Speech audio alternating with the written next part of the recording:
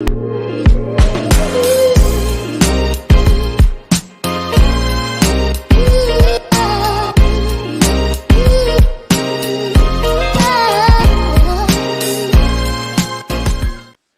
going on, people? Welcome back to Curtis Shaw TV, back with another Champions League watch along, and we're back again, Tuesday night business. Early kickoff today, people, 5:45 p.m. new kickoff time. This was one of the Europa League kickoff times, and it's an interesting game tonight. It's a team that I never in my life believed I would see at Arsenal Football Club, but I promise everybody, you will see a much more relaxed, laid-back Curtis Shaw today. I realise in the Aston Villa game, I was slightly, emotional and angry with that defeat. But today, calm, relaxed business. I'll be leaning back in the chair and chilling, people. But anyway, it's the double pivot of dreams tonight, people. El Neni and Jorginho in midfield. If you don't enjoy that, I don't know what you will enjoy, people. Forget the Chuckle Brothers. This is more like Del Boy and Rodney from Only Fools and Horses. If you know, you know. Big up to everyone locked in. Hope you're well. Hope you're more laid back and relaxed about this game tonight. Champions League Tuesdays.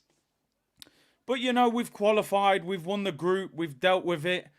Does tonight matter that much? Listen, to me, I want Arsenal to win every single game. So I do want Arsenal to win.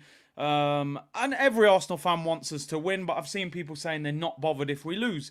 I'm with you on that, in the sense that it's not overly important, but I do want to see Arsenal win. I think what's even more important is, number one, injury-free, and number two, I want to see performances from some of the fringe players that we're probably going to need later on in the season. I want to see Aaron Ramsdale perform today. I want to see Trossard. I want to see Smith Rowe come on. LSU. Hey, LSU said yesterday that Odegaard backs out of the challenge so he doesn't foul them. So in return, I said I'm wearing the LA Rams hat. This one's for you, LSU. Enjoy, bro. Listen, big up to everyone tuned in. Big up Kay Hayes, recovering from a back injury. Hope Arsenal can cheer me up. Big up to the community. And he said, big up Big C from Grenada. Hope you're well, bro. Neil said, Ethan 2 goals and Gabriel 3-1. I would have loved to see Nwaneri start. I know he's 16, but I would have liked to have seen him given the opportunity. Hopefully he comes off the bench. Juan says, big up Big C, stuck at work today. No worries, bro. You got to get that paper. Mangis said, your petrol friend. Ooh, petrol friend. Ooh, petrol station right back friend. Cedric Suarez plays football for Arsenal tonight, people. Let's go through the Arsenal lineup. And listen, make sure you like the video and subscribe. It's a laid back, it's a vibe along tonight. It's a vibes. We're vibing. I'm not going to be shouting. I'm not going to be over celebrating. I've promised myself I will stay calm for this game.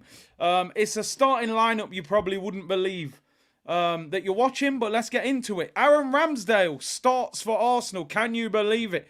He's actually playing. We must be playing a weaker team. I'm joking. We want to see the smile on his face. Cedric plays at right back. It's Cedric Suarez, by the way, not Cedric the Entertainer from Def Comedy Jam. Although he's defended like Cedric the Entertainer at times. Even if we lose, there will be no Arsenal therapy. We might call it Arsenal comedy. There will be no Arsenal therapy even if we lose this game. I can confirm. We will be checked in at 2 p.m. tomorrow, but it won't be Arsenal therapy. We'll call it something else. The one thing I don't like about this team, Gabriel and Saliba playing at centre-back. Now, I get it. You don't want to turn up and just go and get pumped. That ain't going to do anything for the confidence levels. But for me, Saliba, we saw what happened last season when Saliba got injured.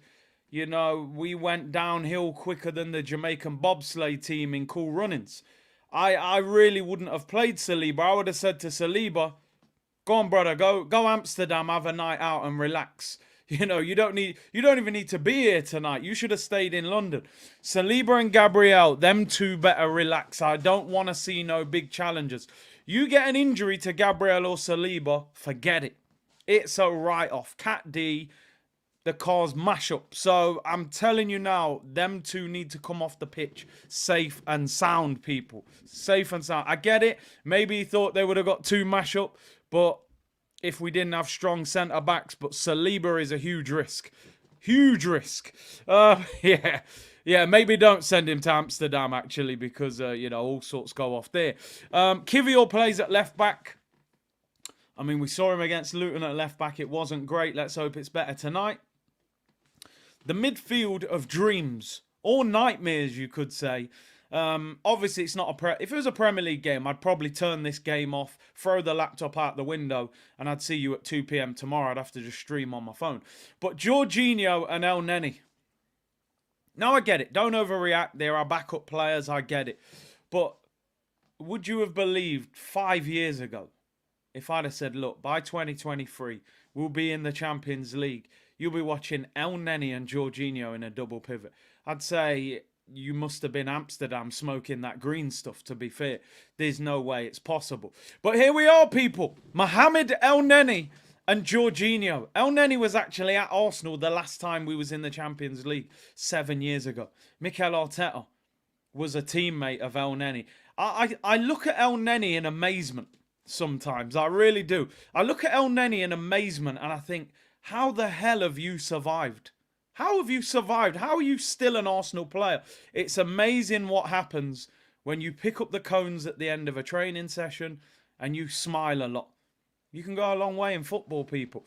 I'm convinced he turns up with coffees for all the staff members. Hey, as you said, you got to respect the hustle. You got to respect. Mohamed El Neni earns £50,000 a week. If that does not add inspiration to your life, nothing will. He's making £200,000 a month to smile. And he starts tonight, people. Next to Jorginho. El Neni's going to have a lot of running to do. Kai Havertz plays in the attacking midfield role. He's kind of gone from the backup dancer, Michelle in Destiny's Child. Tonight in midfield, he's got to be Beyonce. I can't lie, because Odegaard and Declan Rice have been, Beyonce and Kelly Rowland. He was Michelle in the background, all quiet, don't say much, silly celebrations. Today, I'm looking for my £65 million player to lead this midfield and do something. You know what I mean? So the pressure's on him today, people. The front three, Nelson and Nketiah and Trossard. I have no problem with that. I mean, I have a problem with any time that Eddie Nketiah's starting. But for tonight, I don't want to see Saka. I don't want to see Jesus starting. Gabriel Martinelli has got a cold. He's been left at home to recover for the rest of the week. El Nino, I like that one. That's a good one. So, listen, the reality of the situation is, this is the front three if any of our first team front three get injured. So we're going to see tonight what our cover's really like. I think we know the answer to most of it. Reece Nelson, there's a massive question mark on him. Why's this guy got 100 grand a week, 5-year deal at Arsenal? How come you never play him? It's like you don't trust him. Let's see what he's about. Trossard is becoming a bit of a flip of the coin. Some weeks he looks like he should start every week. Some weeks he looks like we should have left him on the Pebble Beach in Brighton. You don't know what you're going to get. It's like a packet of Revels back in the day. The toffee ones tasted great. The coffee ones weren't so good. I don't know what Trossard is going to turn up each week. And Eddie Nketiah, I mean, I know what Eddie is. I know what he does. And I know what to expect. It's not enough, but he needs to do something. He needs to do something. So this is an important game for a lot of squad players. I want Arsenal to win because we don't want to be going into Brighton and Liverpool, which is our next two games, with back-to-back defeats. Static, I will get back to you, bro. My apologies. It's an important game for this front three. It's an important game for Aaron Ramsdale. And it's important those two centre-backs come off this pitch unscathed. That is the biggest risk. But maybe he felt... he could have played Ben White, maybe. I would have possibly played Ben White at centre-back instead of Saliba. That would have been my probable change if I would have gone for it. You preferred the coffee ones to the orange in the Revels. Fair enough. Anyway, let's go into the Super Chats. Lee, big up Big C Unit Business. Come on, you Gunners. Big up Lee Burnell. Appreciate that, bro. Dylan said, I can already hear you saying Chuckle Brothers. Chuckle Vision. Chuckle Vision. Listen, at least it's not a Prem game. And Lawrence says, Curtis is to Eddie what Stephen A is to Zion. Listen, I mean, I've heard Stephen A. He's outrageous. At least I'm bantering. He's actually disrespectful, but yeah, Zion, man. Zion been eating them Chick-fil-A's too much. I can't lie, but anyway, let me not get into the NBA settings. On the bench, David Raya, Cole Hine, Ben White, Walters, Zinchenko, Souza, Declan Rice, Waneri, Odegaard, Saka, Jesus, and Emil Smith-Rowe. Are you fit, bruv? Yes, he is. He's back. He's on the bench. I want to see Smith-Rowe get minutes. You know me, people. I'm Smith-Rowe FC. I'm a fan of Smith-Rowe, man. I still feel there's a baller there. I really do. I think he's better than Fabio Vieira. And, you know, he's somebody that I think should be an Arsenal player. But if he can't stay fit, his future will be outside of Arsenal. That's the reality of the situation. I want to see him get minutes and turn his Arsenal career around from tonight. The new NBA season has been fun. Yeah, it has. I've enjoyed it. Even the in-season tournament was good. El Nenny's more mobile than Jorginho. He is. You know, I think a snail is more mobile than Jorginho. I can't lie, people. The front three have only one fewer goal than our top three in the Premier League. There you go. Somebody just said El Nenny does a job every time he comes in. I clicked on that and then clicked off it. Here it is. MP said, unpopular opinion. I agree El Nenny is not easy on the eye, but he does always do his job. Cleans up, passes it off. Not a progressive player, but he's a body in the midfield. But the thing is, MP, right, and I understand your point.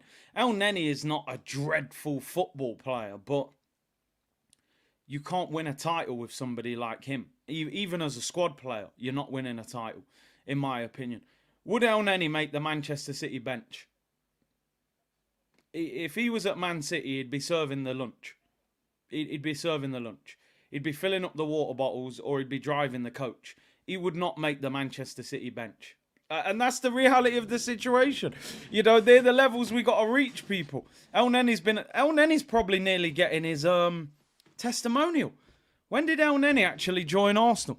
When did El Nenny join Arsenal? Actually, he must be close to his testimonial. He's been here for years. He's nearly 32. He joined us from Basel for 7 million in 2016. Well, we're nearly in 2024, so he's been here for 8 years. 8 years of El Nenny. Don't be surprised. January 2016.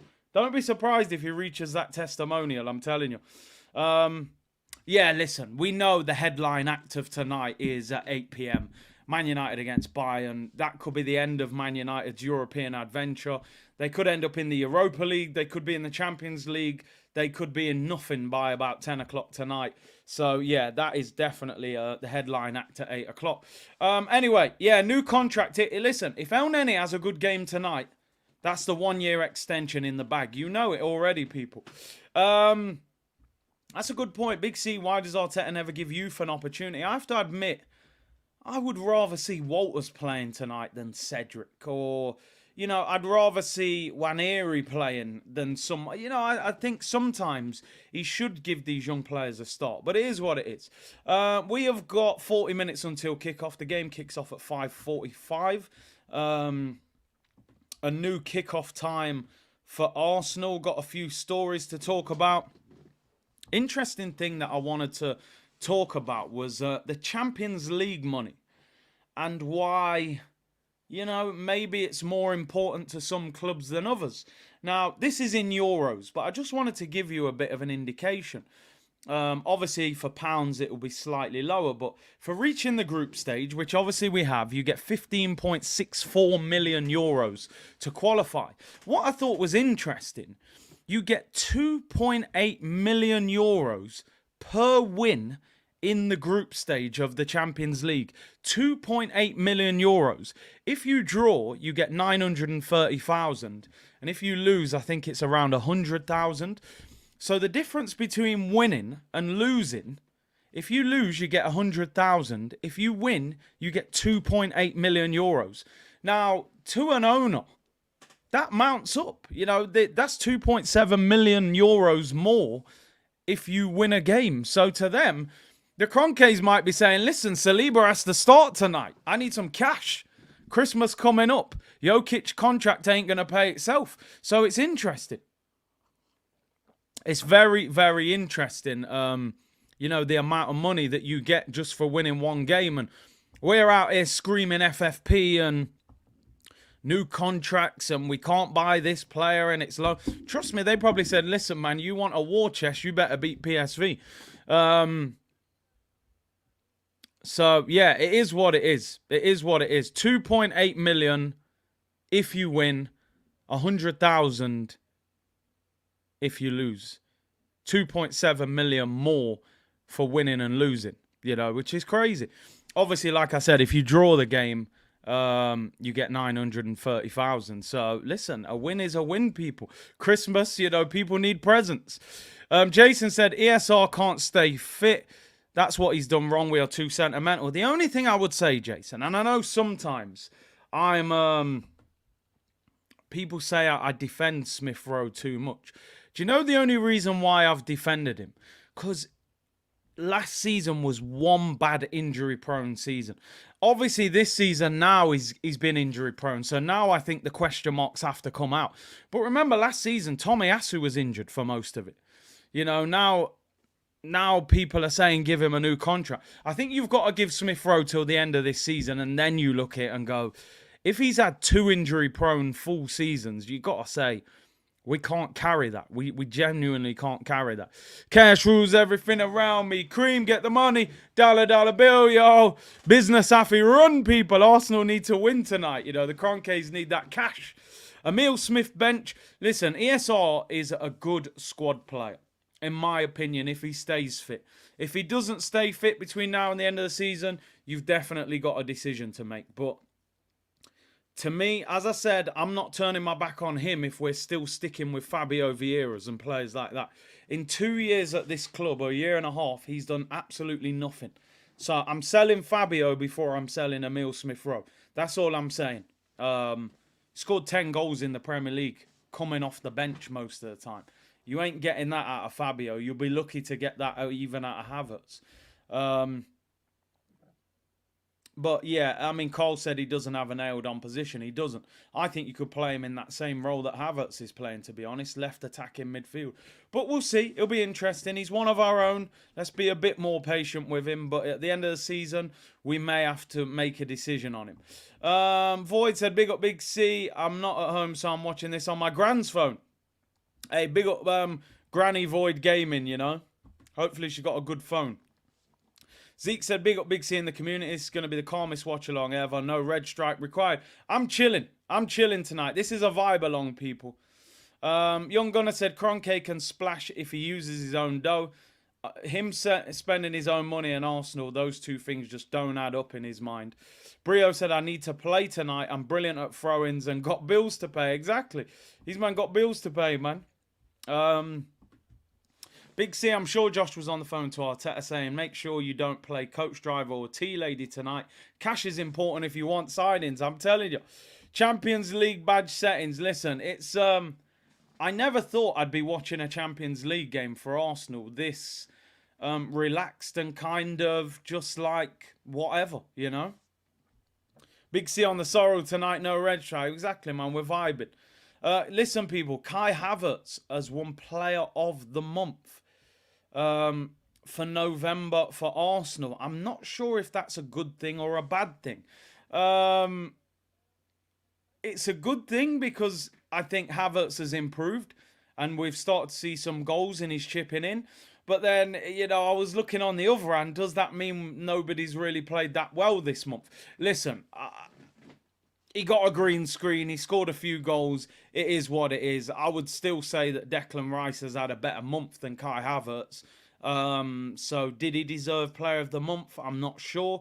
But I think Arsenal were strategic with it. I think they thought it would be a massive confidence boost to him.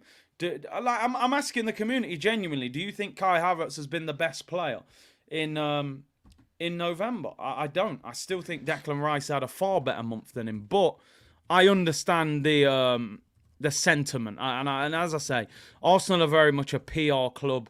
And I think they did it to boost his confidence. So I understand it. I have no genuine problem with it.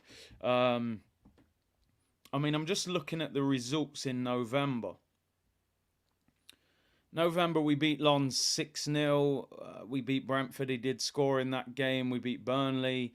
We lost to Newcastle. We beat Seville. And we lost to West Ham. Yeah, listen, it's one of them. It's neither here nor there, really, is it? He has been much better. Listen, I'm not... Let me get one thing clear. He's definitely had a much better month. You know, he's improved massively. But I'm happy for him. While he's at the football club, we need him to improve, to boost his confidence, and hopefully it improves his levels of confidence. In general, you know, you look at November, losing to West Ham, losing to Newcastle, it was an okay month. But we beat Wolves 2-1. We battered Lens. It was an all right month. We need a better December, that's for sure, after losing to Villa at the weekend. Anyway, Saka had a better month, says Bria. When was the last poll? People want poll. All right, we'll get the polls back out.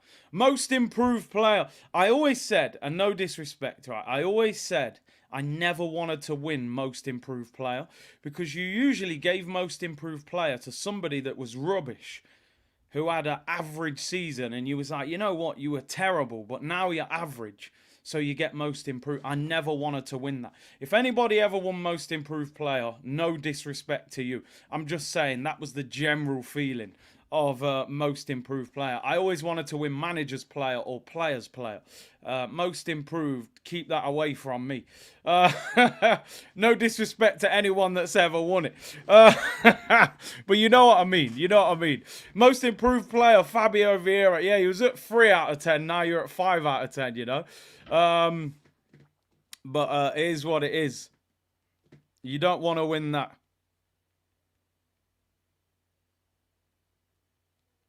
I'm just looking.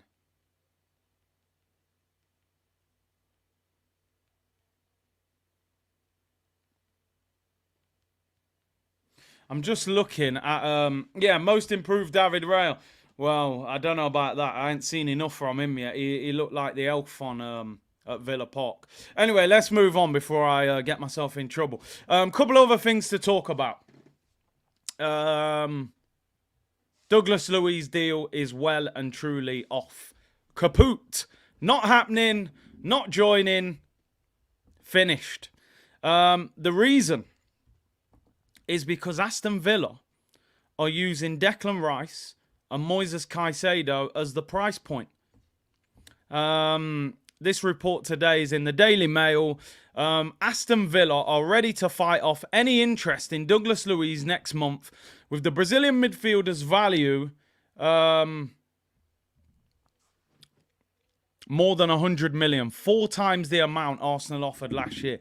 No deal. And listen, I'm just going to say one thing. We all know he's not worth 100 million pounds, but what I'm saying is, I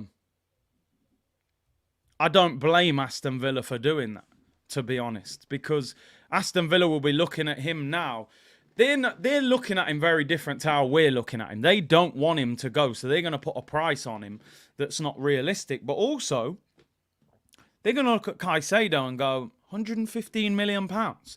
Had one good year at Brighton, struggling at Chelsea, doing nothing at Chelsea. Douglas Luiz in the Brazil squad.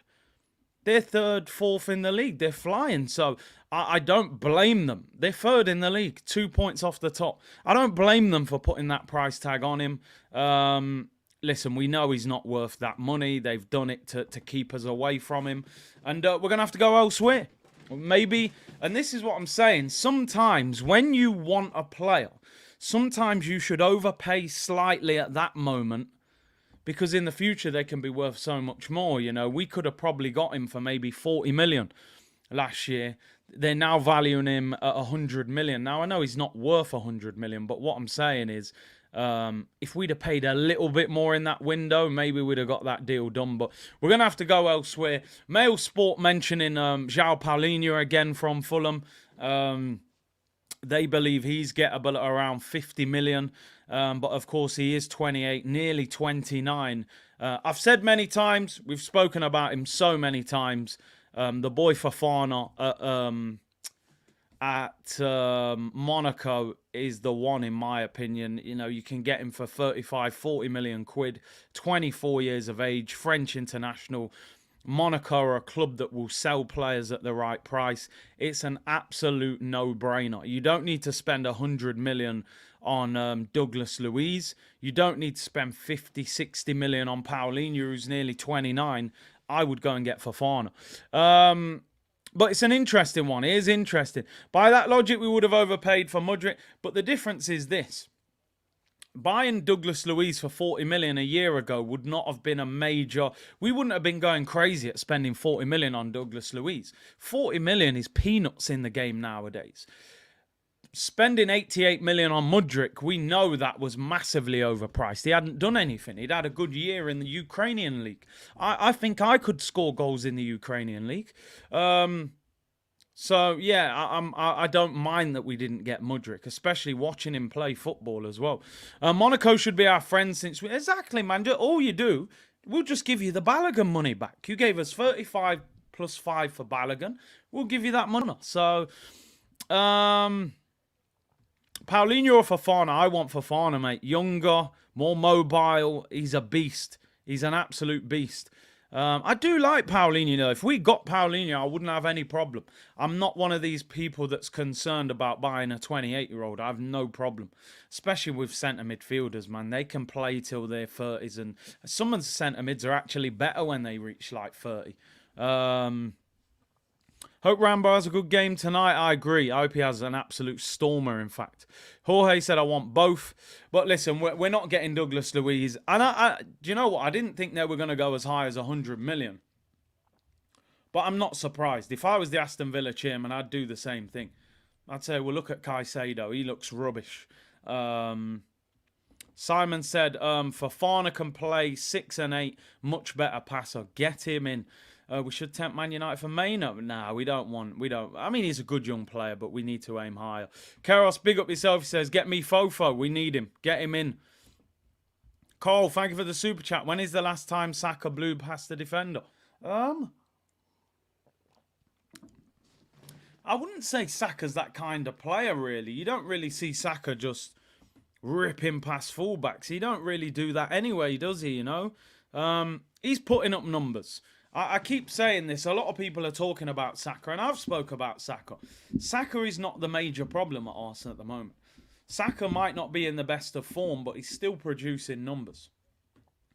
We need to look at other players before we look at Saka. Saka's all right, you know. He's not at the top of his form, but the reality is there isn't one attacking player at Arsenal at the moment that is in top form. That, for me, is a fundamental problem. Jesus ain't on form. He has the odd good game. Martinelli's not in form. He's inconsistent. Got 2 goals. Saka isn't in top form, but is still putting up numbers. Havertz, for the first 20 games, barely did anything. And Odegaard's out of form. So, to me, that says it's a fundamental problem. Also, you make a great point here. Saka has no competition. So, that maybe doesn't give him that edge. You know, I think you play on edge when you feel like you can get dropped. Saka can have 3 terrible games in a row and he'll start the 4th game.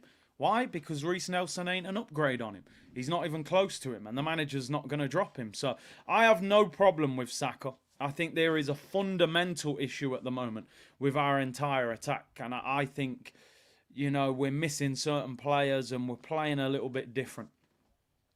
Rafinha's being linked with Man United today in a Jadon Sancho swap deal. That would be an interesting one. Couple other things I want to talk about. We've still got about, 25 minutes until kickoff. Yeah, I don't think Saka is a cause for concern. That is for sure. Obviously, Champions League. And a lot of the groups are going to finish tonight. Our group is basically done. We've won the group. PSV are 2nd. Lens are 3rd. Sevilla. I think if Sevilla win, they can go above Lens on goal difference. Sevilla, of course, love the Europa League. Obviously, Manchester United could be in big, big trouble. If Copenhagen or Galatasaray win their game against each other, Man United are out of the Champions League regardless of what they do against Bayern Munich. So, and Bayern Munich's an interesting one. They've won the group, but they lost 5-1 in the league at the weekend. So is Thomas Tuchel going to play a strong team and try and kick Listen, if Bayern Munich play a good team, Man United will be out. They won't beat Bayern. If Bayern rotate, United have a chance. Then they need Copenhagen and Galatasaray to draw. It's a long stretch for United. I'm not sure it will work for them. Just looking at the way the groups are working out at the moment as a bit of a look ahead, I mean, if it was to finish like that, we could potentially get Copenhagen. Obviously, we're going to top our group. Group C, Real Madrid have won the group. Looking like Napoli will go second, so we could get Napoli. That would be a tricky one. Sociedad are top of their group. Kieran Tierney, Zubimendi. But they play against Inter Milan in Italy, so if Inter beat Sociedad, they would top the group and Sociedad would be second. So that would be interesting. Zubimendi and co. Group E, Atletico Madrid and Lazio, I believe they play each other. So that could be interesting. You wouldn't really want to play Atletico Madrid. Simeone's horrible football can be difficult to break down. You wouldn't ideally want that in the last 16.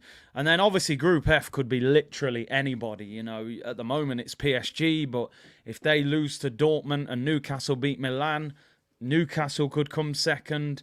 Obviously we still can't play an English team in the next knockout stage. And then Group G, which Man City have demolished that group. Leipzig will be second. I would take Leipzig. I don't think they're anything special. And then Group H, you've got Barcelona have pretty much won that group.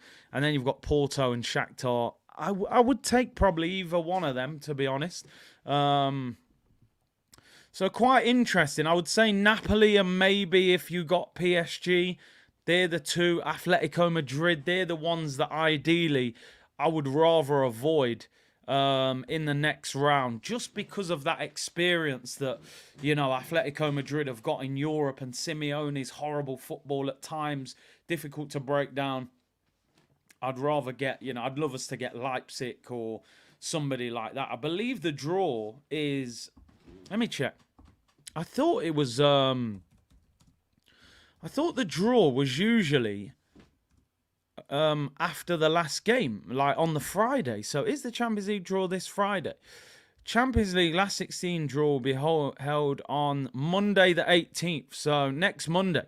Next Monday is the Champions League draw. And I will be live streaming that. That is massive, by the way, for Arsenal. So next Monday the 18th will be the Champions League draw. And I will definitely be doing a live stream for that.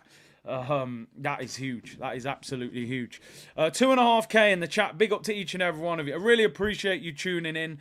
Still great numbers considering, it is a bit of a dead rubber for Arsenal tonight. If we win or lose, nothing really changes. I just think psychologically, if we were to get beaten heavily tonight or just put in a poor performance, it really then puts a lot of doubt on this squad that, the majority of this team today is the squad depth.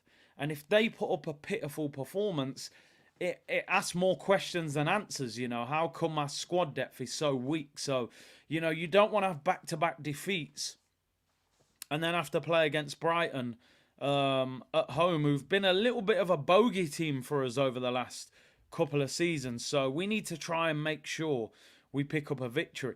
One thing that is interesting as well, obviously we play Brighton on Sunday, 2 p.m. kickoff, so we have got a reasonable amount of time to recover. But the interesting thing about that game, obviously we play tonight, early kickoff on Tuesday. Brighton hosts Marseille on Thursday. So we've got over 48 hours more recovery than Brighton. We've also played pretty much our B team with the exception of 2 or 3 players. Also, Brighton need to beat Marseille to win their Europa League group. If you come second, you have to play a playoff against the team that comes third in the Champions League. So Brighton, I would imagine, will be full strength on Thursday night up against Pierre-Emerick Aubameyang in his Marseille team. So I would imagine by Sunday, you would expect Arsenal to be in physically better shape well rested, haven't had to play their strongest team, while Brighton play Marseille 2 days later, and a game they've got to win and will be at full strength. So hopefully Aubameyang and co can do us a favour on Thursday, and then we can hopefully beat Brighton. Also, next week, we have no midweek game for the look ahead. We play Liverpool the following Saturday. We have no midweek game because we're out of the Carabao Cup while Liverpool play West Ham midweek. So the excuses are not there. We need to, we need to see performances. Fitz said, we already know our squad depth is pants. Remember the performance against the Hammers in the League Cup? Just say what you think, Fitz. I've told you before, mate. Stop mixing your words. Listen, I tend to agree with you. A lot of it is pants. Let's keep it 100. But I'm looking at your Trossards. I'm looking at your Kiviors. I'm looking at your Ramsdales and players like that. Those guys have to put decent performances in. They're the ones that you don't feel as bad if they come in with Nketiahs and El Nenis and Cedrics. I gave up on them guys a long time ago. Hey, listen, don't forget, if it's windy in Eindhoven, forget it. We got no chance. Arteta was blaming the wind. Robbie was blaming the wind at Villa. So if it's windy, we've got no chance. We can't play in the wind, according to Arteta. Can we go for another Adebayo from Luton? I'm getting Tony vibes from him. I don't think he's at the level, but I know what you're saying. And speaking of Ivan Toney, it wouldn't be a stream, would it, without me talking about Ivan Toney once again being linked again today with a move to Arsenal. I've said it before. I don't think we're signing him in January. Possibly we might make a move for him in the summer. But then I'm hearing Poch saying Chelsea need a striker in January. Will they turn to him in January? So the Ivan Toney talk, I just don't see it happening. I don't. Arsenal are feeding out stories left, right and centre that we can't go big. I think now we've got a problem in defence. We might have a problem in centre midfield as well. I don't think Arteta will see the striker position as a priority. I definitely do. I would sign Ivan Toney in January without a shadow of a doubt. I think you get a Toney and a centre mid and we're cooking for the rest of the season. But I just think, this manager, he loves Jesus. He loves Eddie Nketiah. He knows Trossard can play false nine. He knows Havertz can play false nine. And I think he'll say, let's prioritise it in the summer, which is very frustrating. Like I said, I was looking at it the other day. We've never really replaced Aubameyang, to be honest, as that prolific goal scorer, It's like Pep set everyone up. Pep started saying, you know what? We don't need a prolific goal scorer. You can play false nines. Everybody get rid of your striker. And then the guy went and signed Haaland and left us all with these strikers that can't hit the back of the net. We're running around with Jesus, 11 goals a season, link-up play and hard work. Chelsea are running around with Nico Jackson, a.k.a. Michael Jackson, who can't hit a bag of cement. Liverpool have got Darwin Noodles up top, who looks like he's, at a Scarface, but can't hit the back of the net. He misses open goals. We're all running around with strikers that can't score because Pep said, don't worry, lads, you don't need a striker. Play with a false nine. Then he went and got himself Haaland, the best striker or goal scorer probably in the world. He set us up. Pinky in the brain settings, people, I'm telling you. Big up my brother, Maurice, good, the bad and the ugly. He said, but I doubt we will get him. Like you said, big up yourself, Kurtz. Big up, bro. Make sure you go and follow this podcast, quality podcast. I'm going to be on there soon as well. Going to get that sorted when I'm in knots. Brio said, face PSG, beat PSG, leave Eddie in France, sign Mbappe in that order. New number 14, but reality doesn't work like FIFA. Listen, it's the dream, innit? On the last member stream, I think it was Salman, he said, listen, Arsenal need a striker. I said, yeah. He said, Arsenal one of the richest owners in the world. I said, yeah. He said, Kylian Mbappe's out of contract in the summer. I said, yeah. He said, we should be signing him. I said, no. And he said, why? And I said, Kroenke. And Arteta probably as well. I'm not even sure Arteta would want Mbappe. Mbappe's probably got a bigger ego than Arteta. He'd probably be telling him what to do. It's sad, and I've said this before, and obviously I asked Arteta in the press conference and all that stuff like that. We left Highbury to go to the Emirates so that if the best players in the world was available, we could be in the conversation. Doesn't mean you always get them, but you're in the conversation. You're making offers. You're having meetings. The player would consider it. Mbappe's out of contract in the summer, and if I said to you now Arsenal should sign Mbappe, you'd say you're a lunatic. You know what I mean? What? We can't get him. Well, I would always say, why can't we get him? Now, I get it. We haven't been successful enough in recent years to convince him. He would be like, what? Like, I'm not coming to you lot. But in terms of the size of the club, the amount of money that our ownership has got, we should be making offers, but, it ain't going to happen, is it? We'll probably sign Mbappe's brother, I think he's about 17. That's more like Arsenal. Fabricator said, Daily Dusan 2022, Mudryk 2023. Who are we sticking in our Playboy magazine this January to get excited about every day and are basketed at the end? It'll be Ivan Toney. Chelsea will probably panic buy him in January. Now they're desperate for a striker. And they'll go, don't worry, we're going for Osimhen in the summer. David said, I hear you, but Villa and Luton were crying out for Tony. We could have done with him in those games, that's for sure. Big up, David. Big up, Sky Touche Photos. Dusan over Tony any day. This Ivan Tony worship needs to stop. He wasn't doing what Vlahovic is doing at 22-23. Listen, I'm not gonna say that you're wrong because Vlahovic is a very good player. He plays for Juventus in the Champions League. I don't think that. I think you're exaggerating. I don't think there's worship for Ivan Toney. I think it just makes a lot of sense. Now, you're saying Ivan Toney wasn't doing what he's doing at 22-23. That's fine. But I think the biggest factor why people like Ivan Toney so much is, number one, he scored 20 plus goals in the Premier League. And that counts for a lot. We've seen a lot of strikers score 20 plus in other leagues around Europe, come to the Premier League and can't do the business. So that adjustment seems a lot easier. We've also seen him bully up William Saliba, which hardly any striker bullies Saliba. I've seen Ivan Toney bully him. And also, you've got a guy in Dusan Vlahovic that has no enthusiasm to join Arsenal. Dusan has no enthusiasm to leave that football club. So, you don't want somebody to be there because Juventus are pushing him out the door and saying, we need the cash. Ivan Toney's publicly saying, I want to come to Arsenal. He lives in London. He knows the Prem. He scored 20 plus in the league. The move is much less complicated. That, for me, is a lot better than Dusan Vlahovic that ignored the calls, said he's at his dream club, said he's got no enthusiasm to play in the Premier League, regardless of whether he's 22, 23. So that's my reason personally. I think Vlahovic is a decent player, but the guy doesn't want to be it. He doesn't want to be it. If he ends up here, it's purely because Juventus need money and they force him out. African Giant said, see now, I'm a regulated nurse by trade, and I know a tie infection when I see one. Windy, Those excuses make me sip out of the cup. I have to take a moment. And Arteta went for it. He said, it was windy. I couldn't believe it. I was shell-shocked. But it is what it is, mate. Hey, listen, it's windy in Birmingham, people. Peaky Blinders.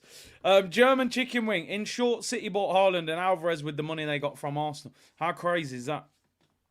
Haaland was, 65? And I think Alvarez was like 19 million. 85 million. You're right. 45 for Gabby, and I think 35-40 we paid for Zinni. So, yeah, we basically bought them Haaland and Alvarez. They gave us a left-back that can't defend, and they gave us a striker that can't score. Imagine that. Listen, I know I'm exaggerating. He can score and he can defend, but they don't score many. So, yeah, Pep as well and truly, he's done us. He's absolutely done us. Sky said lots of penalty kicks and goals that we don't score at Arsenal, but we want that different option. We want that different option. Aubameyang also said he didn't want Arsenal, but we got him. If I remember correctly, when Aubameyang left Dortmund, he was desperate to leave Dortmund. He'd had a falling out with the staff members that he was more than happy to leave. I don't. Maybe he did say he didn't want Arsenal. I don't remember him saying that. I remember he had issues with the club. He was turning up late for club meetings. He fell out with the staff. There'd been an incident with a racial incident, and he wanted to leave. So I don't know. Aubameyang always looked like he wanted to be at Arsenal for me, and he performed like it, apart from the last year, of course. But anyway, you want Mbappe, you're selling Martinelli. I'll be honest with you. I love Martinelli. I would take that trade. I think every Arsenal fan would take that trade. Let's be real. Bro, I'd trade half the squad for Mbappe. I got to be honest. Anyway, yeah, and Aubameyang, come on, man. The man's got a tattoo on his arm of him and his son. He loves Arsenal, man. He'll always love Arsenal.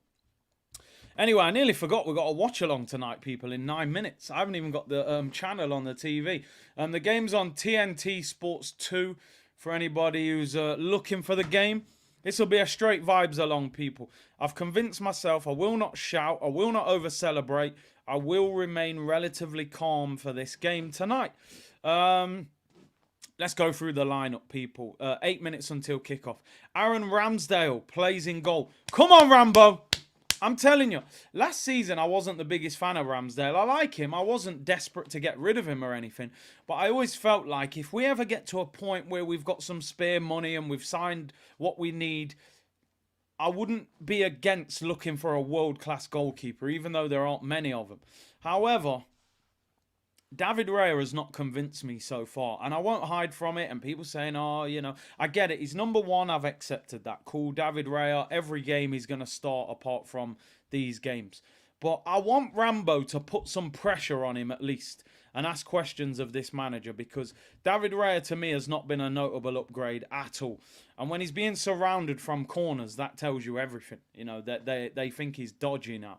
But it is what it is. It's David Raya. We've got to stick with him, and let's hope that he can step up. Probably nice for Raya to have a night off and be out the limelight. Cedric Suarez plays at right back. It's crazy. It's absolutely crazy. Petrol station mate. I don't know how he's playing. I do know how he's playing. Obviously, we're lacking squad depth at the moment. We had a world-class goalie. We don't like to mention that guy from Argentina who won the World Cup on this channel. Makes some people emotional when you start talking about World Cup winner and, you know, Golden Glove winner at the Ballon d'Or as well. You know, I don't want to upset people. Yashin Award, I think it's called, actually. We don't mention him over it. 20 million quid, by the way, we sold him for. Nearly half what we bought Fabio Vieira for, but we don't talk about that on here. Saliba and Gabriel start at centre-back. I'm nervous. Keep Saliba out of any major challenge. If Saliba gets injured, end the stream, lock it off. And we will do Arsenal therapy. I said there will be no Arsenal therapy no matter what happens, whether we win, lose or draw. Those two centre-backs have to stay healthy on this pitch and get off injury-free. Kivior at left-back. The last time he was at left-back was Luton. He was getting cooked by Andros Townsend, who had an afro, then went bald, then got an afro again. And somehow he still found the way to cook Kivior. Kivior, the Kiwi, was not ripe. Let's hope it's ripe today, people. I'm not sure what wing Bakayoko plays on.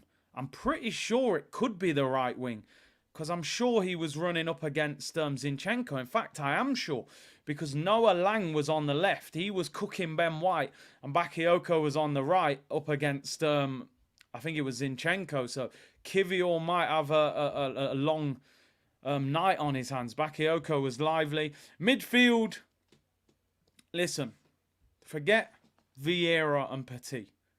Forget Vieira and Gilberto Silva. Forget Cesc Fabregas. Forget Santi Cazorla. Forget Thomas Partey and Declan Rice. Forget all them elite centre midfield double pivots that you have seen over the years. Man United fans, Scholes and Keane, dash it out the window. Gerrard, Alonso and Mascherano, forget it. You are going to see a midfield like no other tonight, people. Mohamed El Neni and Jorginho. The double pivot of dreams and nightmares. And I'm not talking about the Meek Mill record.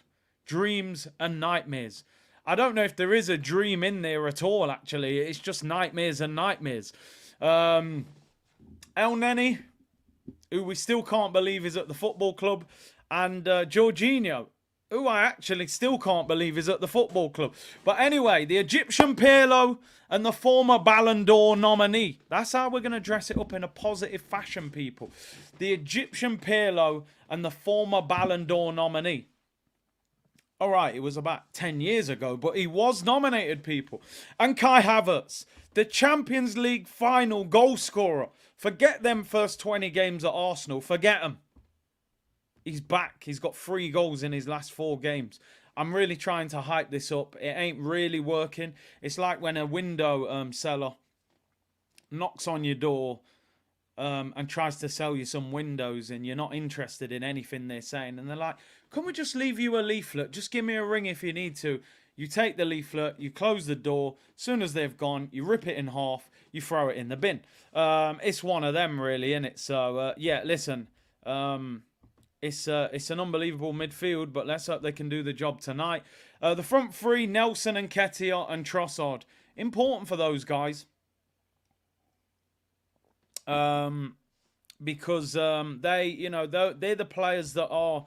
They're the cover of the front three at the moment, which is unbelievable. Trossard would probably play through the middle, but we know this manager loves... he loves Eddie Nketiah, so, at some stage he may play. Big opportunity for a number of players, right? Ramsdale needs a good performance. The 2 centre-backs need to be healthy. Kivior needs to show why we bought him. He needs to offer something. Havertz needs to be a bit of a leader in that attacking midfield role tonight. No Odegaard. Nelson needs to show something. Got that big contract. Haven't seen nothing. Although he hasn't played enough. Eddie Nketiah, we are where we are with him. And Trossard. Trossard has been inconsistent for me. At times, he's one of the best players in the Arsenal team. And then at times, he offers very little. So he needs to do more. So it's an important game for a lot of individuals. I hope Smith Rowe gets some game time off the bench. And can, regain that fitness and get himself back to challenging to get in the team. Young Gunner said, who would you sign as Odegaard's competition? Attacking midfield is quite tough. I would have signed Maddison, but obviously we missed out. Attacking midfield. That's a good question. I'll get back to you on that.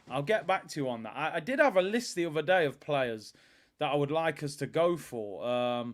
I think I was saying Barella, but Barella's obviously more a central midfielder. Eze is another one, but I believe he's injured for a while.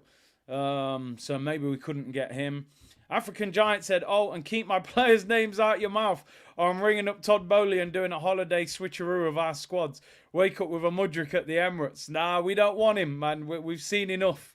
We've seen enough of it. We bought enough Chelsea players, man. We gave you 65 M's for Havertz. Juan said, do you think Aubameyang regrets how things ended? I'm sure he does.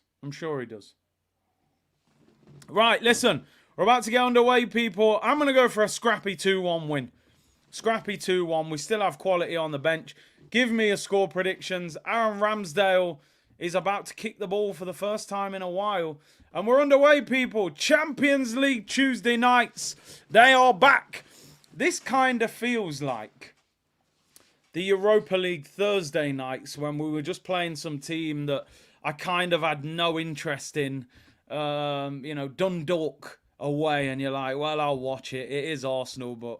it doesn't feel like a Champions League game, that's for sure. Some of you are going for PSV, some of you are going for Arsenal. I suppose I was looking at PSV. They made about 3 or 4 changes from the weekend. I think they've rotated less than we have, but obviously they're qualified, they're second, they can't get third or come top. So, they don't really need to go all out, but I'm sure their manager will want to put a performance in. We beat them 4-0 at home. You've got a Dundalk agenda. Big up Dundalk, man. Nah, listen, I apologise. I'm going to stop saying Dundalk. Because let's go Bodo Glimt. They played on a plastic pitch in the snow. So I'm going to put some respect on Dundalk. Big up any Dundalk fans. If I ever go Ireland, I need the Dundalk fans to, treat me good. So we'll go Bodo Glimt. Plastic pitch in the snow. We'll go for them. Arsenal playing in the green kit tonight. It's going to be interesting. Here come Arsenal with Gabriel Magalhaes. I'm trying to see who's the Jorginho's the captain. Well, I've made my feelings clear about that before, but it is what it is. Again, for me, people say, oh, you're moaning. I would like to see Saliba or Gabriel or somebody who's going to be at the club long term getting the armband. But, it is what it is. Just, he loves Jorginho, don't he? PSV have the ball. Interesting, Noah Lang is nowhere to be seen. He was cooking Ben White in that first game at home. And he's not in the squad. I don't know whether that's an injury or a suspension, but my brethrens are from Dundalk. People was asking about the Twitch stuff. I haven't even monetized Twitch or anything. I really haven't used it properly, so I don't know about all the Amazon subscriptions and all that. I mean, I am going to sort that, though. I definitely need to. Big C, remember when Östersund had Graham Potter in charge? It is. It is. I remember that in the snow as well. He did all right there. I think they beat us or drew with us. Peter said it's looking like Curtis put the jinx on ESR when he asked him, "Are you fit, bruv?" I can't. I asked him, "Are you fit?" He said, "Yeah," and he's only kicked a ball since. Arsenal in possession. William Saliba, Cedric finds El Neni, and El Neni gives it away. And Arsenal win the ball back. It's very hectic at the moment. Saliba said, "Be real, do you see us winning at Anfield?" The reality is this. We haven't beaten Liverpool at Anfield for years in the league. So all I can give you is hope, not expectation. My expectation, I don't expect Arsenal to beat Liverpool at Anfield. I hope Liverpool get beaten by Arsenal, but I don't expect us to go there and beat them. It's hope rather than expectation because, as I said, we've played against 3 of the top 10 and we haven't beaten any of them away from home. So what gives me the expectation that we'll go to Anfield? I don't expect us to get beat. First of all is my starting point. Go up there, stand up and be countered and at least get out of there with a point. To beat Liverpool, you got to play well for the whole game. We saw that last year. We were 2-0 up, dominating. We conceded a goal and then we crumbled. In the end, we struggled to even get the draw. So it'll be a very hard game. A lot can change over the next 10 days because, like I said, next week, midweek, we don't have a game. They've got West Ham in the Carabao Cup. Daniel said, commentators just said the reason Arteta kept El Neni is his importance in the dressing room tells you everything. Yeah, man. I mean, listen, I get it. There are players that are important they're almost the glue of the dressing room and keeping it together, but you've got to have real quality around that as well. Oh, Lozano's not playing. I didn't even realise that. No Lozano, no Noah Lang. That's Dirk Kuyt, I think, sitting there. Philip Cocu, Dirk Kuyt, few Dutch OGs from back in the day. El Neni is the vlog guy in camp. Yeah, he's probably got the camera out, interviewing, having a laugh. He goes Costa, gets the coffees in. He's that guy, isn't he? He'll probably get a 1-year extension. He's doing his coaching badges, so it wouldn't surprise me if Arsenal give him a year and he ends up becoming youth team coach or something like that. He does their washing. He's the tea lady. PSV in possession. I do feel very laid back at the moment. I feel very relaxed about this game. It almost feels like a pre-season game or, one of them mid-season tournaments like when we went to Dubai and stuff like that. It's got a very strange feel about it for a Champions League game. Here come PSV on the attack. That's a great ball. Bakayoko whips it in. Here come PSV. Saved by Ramsdale. What a block that is. Cleared off the line by Gabriel Magalhaes. Goal-saving block. Patrick Van Arnold playing centre midfield, by the way. Former Crystal Palace left-back. What a ball that is round the corner. Ball laid across. It goes out for a corner. What a block off the line that is. We got split in half there, by the way. Corner, in-swinger. Bakayoko whips it in. It's up in the air, headed over the crossbar. Goes out for a goal kick. What a block by Gabriel. Headed over there. This ball outside of the foot. Oh, he's ruined Kivior. What a ball. Whips it straight across. Saliba actually, you know, what? You know what? Saliba deserves some credit. I think Saliba actually wins the first tackle. And maybe that's why he played the two centre-backs, you know, because maybe we'd have got shredded if we didn't. What a block by Gabriel Magalhaes. Great football, though. Outside of the foot pass.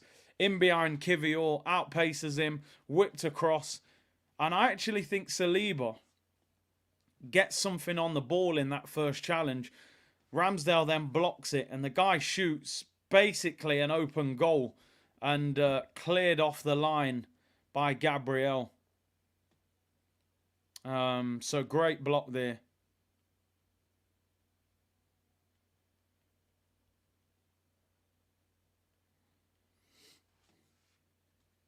PSV have the ball. Goalkeeper kicks it long, although doesn't kick it too good, but they get possession. Without them, we definitely concede. Yeah, because, I mean, I suppose you could have gone Ben White and Gabriel, possibly. Salmon said, yeah, I thought Saliba won the ball. Havertz wins the ball back there. Goes down looking for a free kick, not given. Yeah, PSV are doing really well in the Dutch league. So fair play to them. They're not no pushovers. I didn't think they'd... Yeah, wow. Oh, my God. Thank you for putting that in the comments, by the way. Who just put that? Let me give you a credit. PSV 15-0-0. PSV have played 15 league games and won all 15. I know it's the Dutch league, but that is unbelievable. They've still got to play Feyenoord and Ajax. They've won 15 out of 15.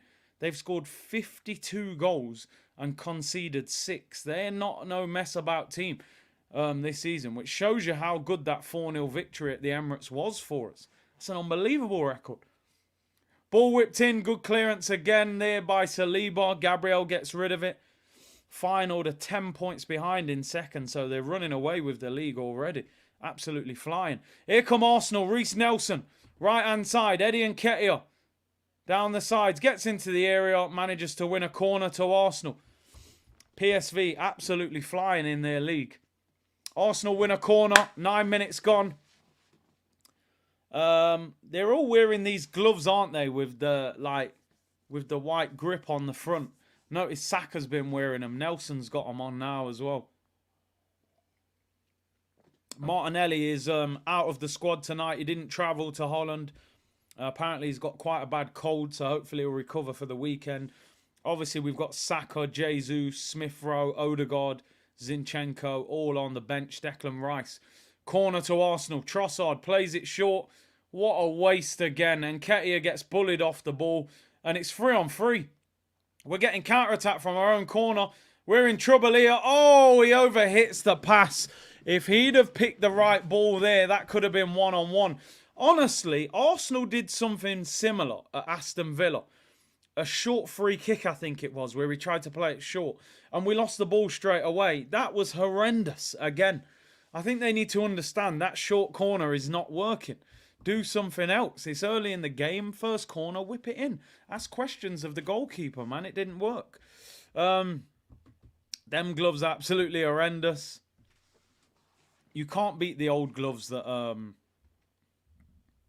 Henry used to wear, you know.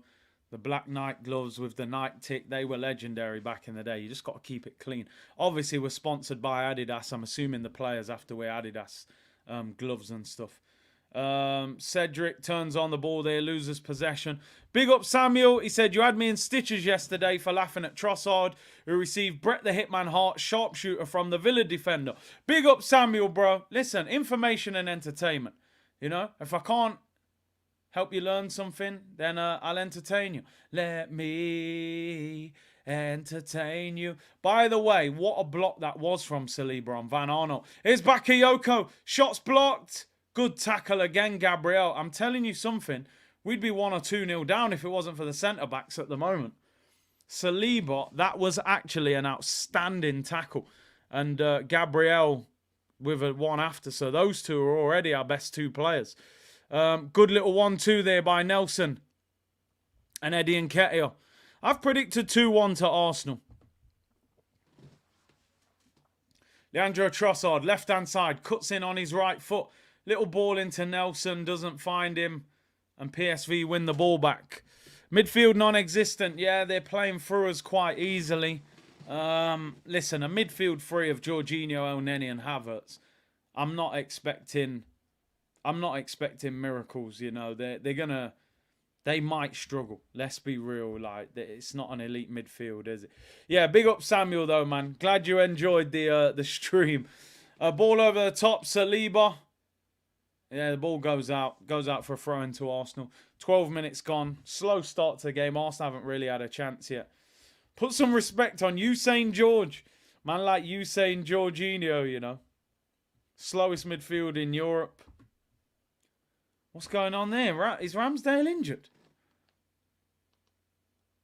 You're joking. What's happened to Rambo here? Ramsdale's on the floor pointing at his foot. You could not write this, could you? Ramsdale doesn't get a game for how long? Champions League debut. He's injured. David Raya's warming up. This could be the end of his Arsenal career. Adrian said, Curtis, have you heard the song one? You're my wonder what? Man City thing, innit? They play it at the end of every game. And all the roads are blinding or winding. So there are many things that I would like to say to you, but I don't know how. Come on, man, I know my music, people. Anywhere from Mavado to Bob Marley to Adele to Oasis. I got you, people, man. I got you on it. Wow. Rambo, I think he's done. That tackle from Saliba was elite, by the way. Oh, yeah, there's the injury. Seen it. I think he's off. Basically, as Van Aanholt goes to shoot, Saliba blocks the shot. Van Aanholt ends up falling on top of Ramsdale's foot. And his foot goes on the side. It looks like he's done his ankle. He's smiling, but I don't think that's the smile his dad wanted. That's that nervous smile when you know you're coming off in 5 minutes because your ankle's swelling up. He puts his whole body weight, Van Aanholt, on his ankle. Also on the attack, Reece Nelson finds Trossard into Kai Havertz, left-hand side of the area. They're getting bodies around us very quickly. I will be surprised if Aaron Ramsdale finishes this game because I don't know how. It looks like he's done his ankle, but he's obviously trying to play on. Here's Trossard, good little turn, finds Havertz. We're getting so little space on the ball, aren't we? They're really trying to press us, PSV. That was Saliba getting injured. Oh, mate, more than fuming. Here's Reece Nelson, positive run. Tries to play a 1-2 with Eddie. And the PSV managed to get the ball back. PSV on the break. Cedric on the recovery run. And they keep the ball. Big up South London's finest. Said large up the C Unit community and Big C. Dead rubber. But get the likes up to 2.5k and subscribe road to 100. Still got 2,900 of you locked in. 38 of you on Twitch. Big up the whole C Unit. Appreciate the support. We're just chilling tonight. We're vibing. I'd still like to see us win the game. I'd still like to see some good performances as well. Nelson wins the ball back for Arsenal. Good turn there. He started quite bright. Good little run from him here as well. Finds Trossard. We're not getting a lot of space high up the pitch. Cedric and recovery in the same sentence. Yeah, it's not two words you expect to go together. Here's Jorginho. The problem that you've got two centre midfielders that are not looking to pass the ball forward. Jorginho's had the ball a couple of times. Elneny's hardly touched the ball.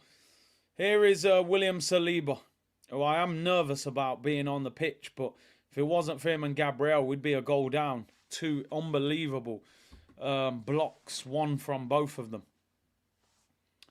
Ramsdale on the ball. See, I noticed there Ramsdale kicked it with his left foot. Maybe he's all right, Ramsdale. It looked like his right foot that he rolled his ankle, but he kicked it with his left foot. That's a better ball from Jorginho. Finds Havertz. Out to Trossard. They're getting players around the ball so quick. That's a free kick to Arsenal.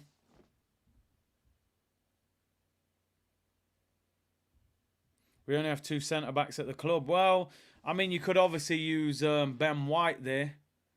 Tomiyasu would have been the other one, possibly. Kivior can obviously play there.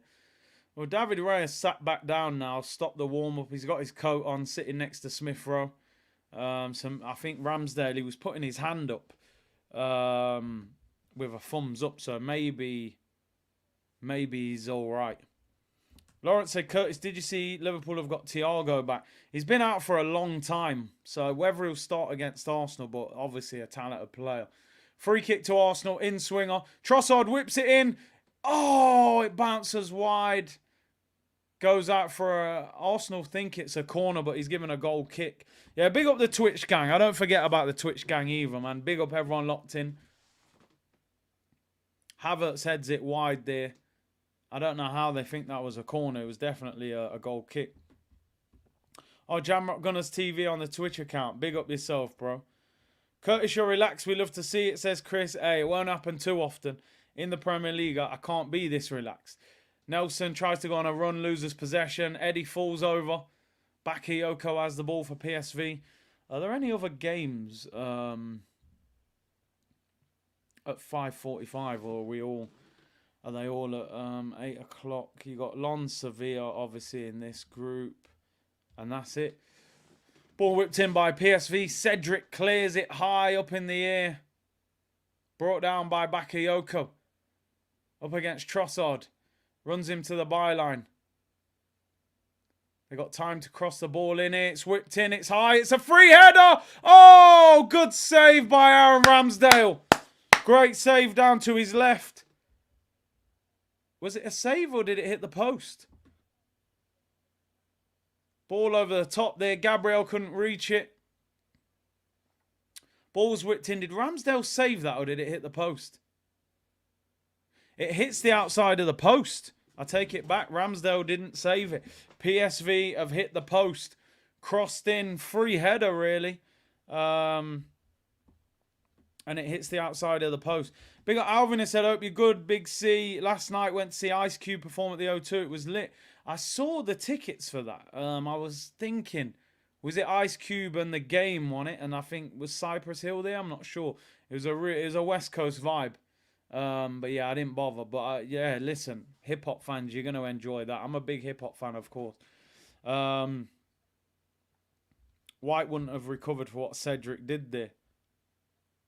Man United game's not on till 8 o'clock, Joseph, so no switching over yet, so you stay here.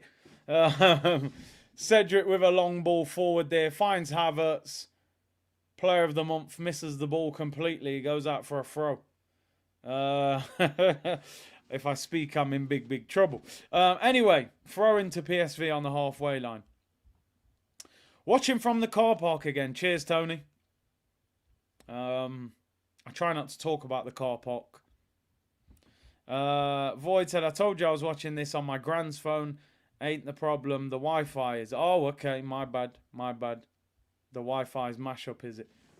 I hope mine's not mash-up. No one said anything about the Wi-Fi, so hopefully the signal's better.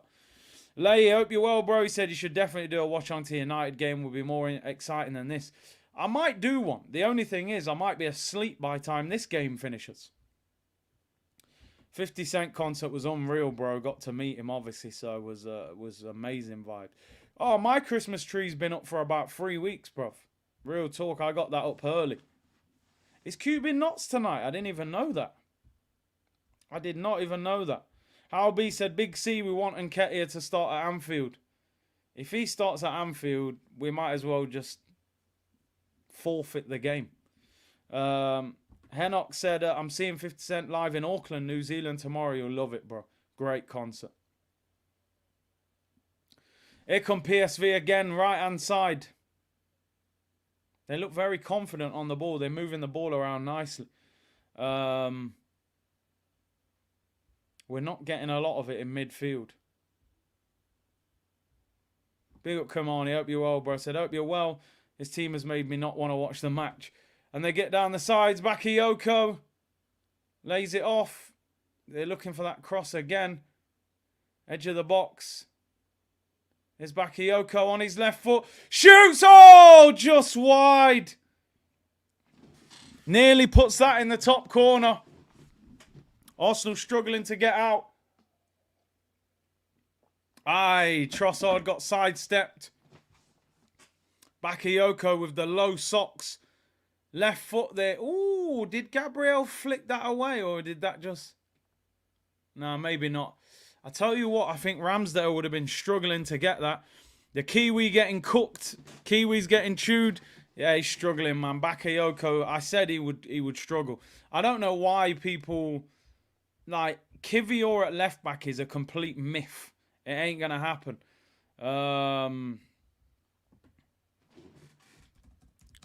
Saliba and Gabriel. Two great blocks.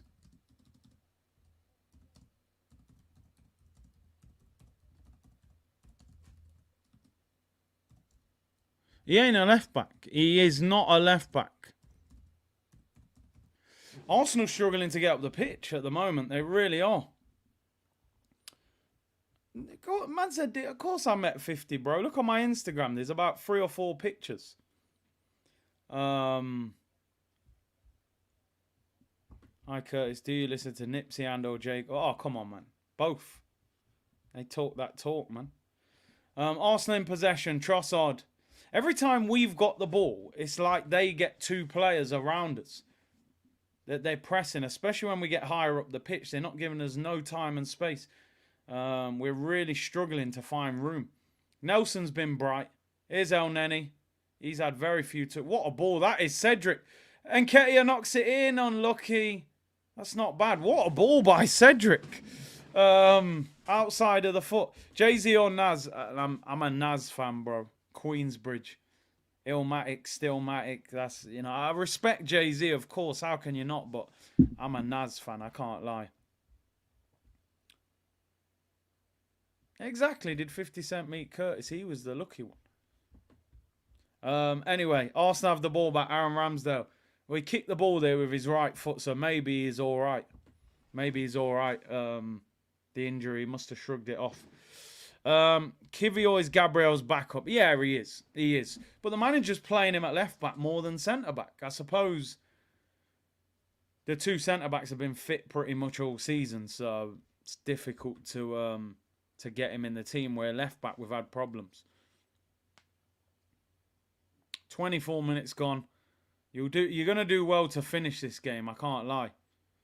You'll do well to not fall asleep. Do you know Alkaline? Of course I do, bro. Come on. Put some respect on my name. Are you enjoying the game? I wouldn't say enjoying. I'm tolerating it, is what I would say. Reece Nelson does all right there. Wins. Is that a throw-in? Reece Nelson's been one of our brightest players so far. Juan said, Big C, I got tickets for Hornets v 76ers this Saturday. Looking forward to it. That'll be a good game. What's that? LaMelo and... who plays for 76ers? That's Embiid. That'll be a good game.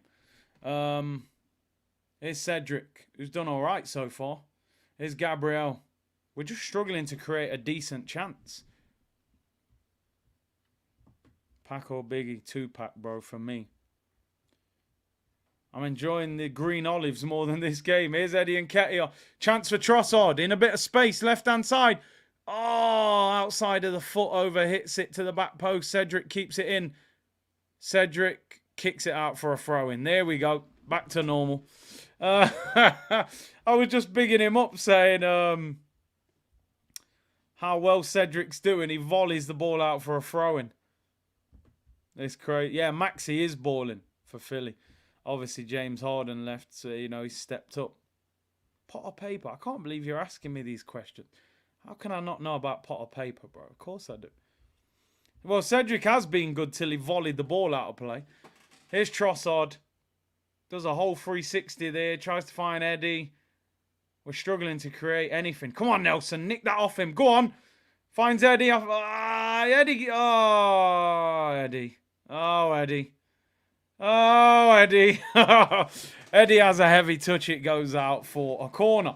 Do you rate Drake? Honestly, yeah, I'm not even a big Drake fan, which serves me right, really, for trying to buy tickets in New York and ending up in the car park, because I'm not actually a big Drake fan.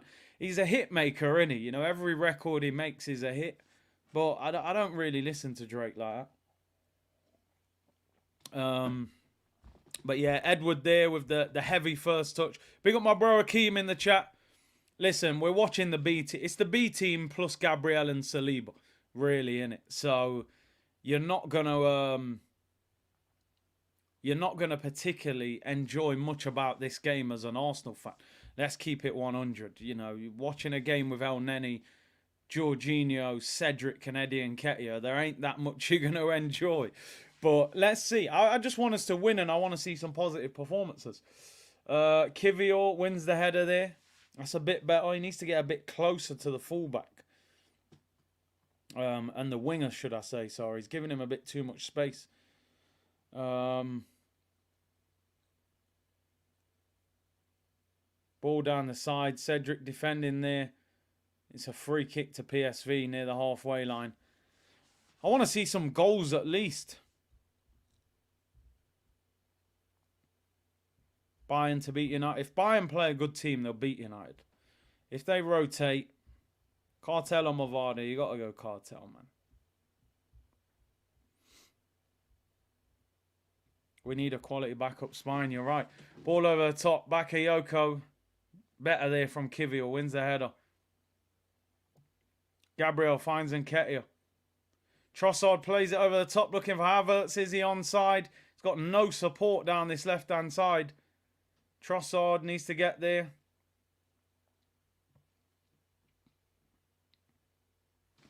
Nah. I tell you what, this is not a classic by any means. Ball whipped in. Eddie tries to get there. Loses out. Comes out. They clear it. I just realised that I don't think Arsenal have had a shot on goal. This is definitely like lockdown Arsenal when the Amazon documentary and we had some terrible performances.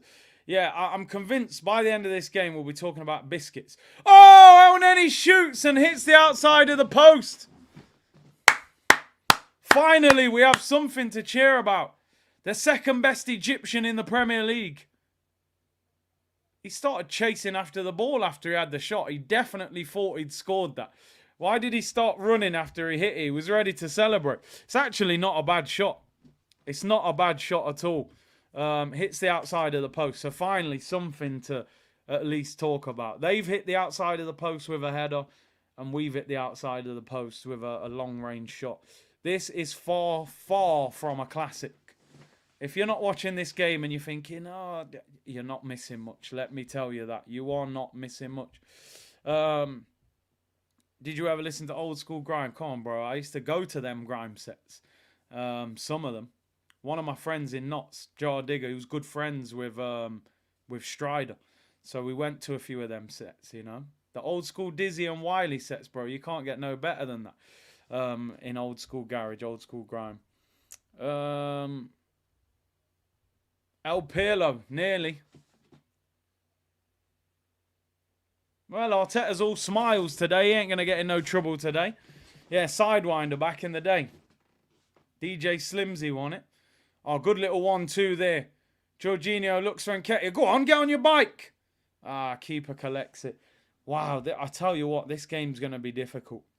This game's starting to feel heavy, you know, like I'm realizing I'm watching something that's like draining my energy. And is not particularly enjoyable. So thank you for the comments. We may be carrying each other through this game. Grown Man Travel said, I saw Mobb Deep at Clapham Grand in 95. I saw Mobb Deep actually at a 50 Cent concert in Nottingham about... When was Mobb Deep with 50? It must have been over 10 years ago. Maybe 12, 13, 14 years ago. When Mobb Deep had signed to G-Unit, he brought Mace and Mobb Deep with him. And when Quiet Storm came on, it was crazy in there. Everyone was going mad. I love Mobb Deep, man. Here come PSV, though. Ball whipped into the back post. Good header. At the back, comes back out. Shot. Terrible shot. High and wide. Terrible game. And we got 14 minutes till half time. I'm actually looking forward to half time, to be honest. It's not a great one. Do you like 50 or Eminem more? I'm more of a 50 fan. I respect Eminem. He's one of the best rappers ever. But you know, 50 was more my kind of rapper. You know, Eminem was, you know, obviously he's great rapper, great lyricist. Some of his stuff that he spoke about was obviously a lot more out there. I was more of a 50 fan, Power of the Dollar, Queensbridge. You know, that was my kind of hip hop. Did I see Eminem's Arsenal reference? No, didn't see it. Yes, I said, hi, Curtis. Me and my son watch your show every day. You're a cool guy. Thank you for the hard work. Appreciate that, bro. Big up you and the family. The good old days, man. The good old days. Anyway, Arsenal in the ball. Gabriel finds Saliba. Are we going to get some excitement here? Can we get some goals? Something to discuss. Otherwise, a bad game here puts a downer on tomorrow's show. Player ratings and all that. You know, there's nothing to talk about if it's a snore fest here. Can't wait to see Kane play against Maguire.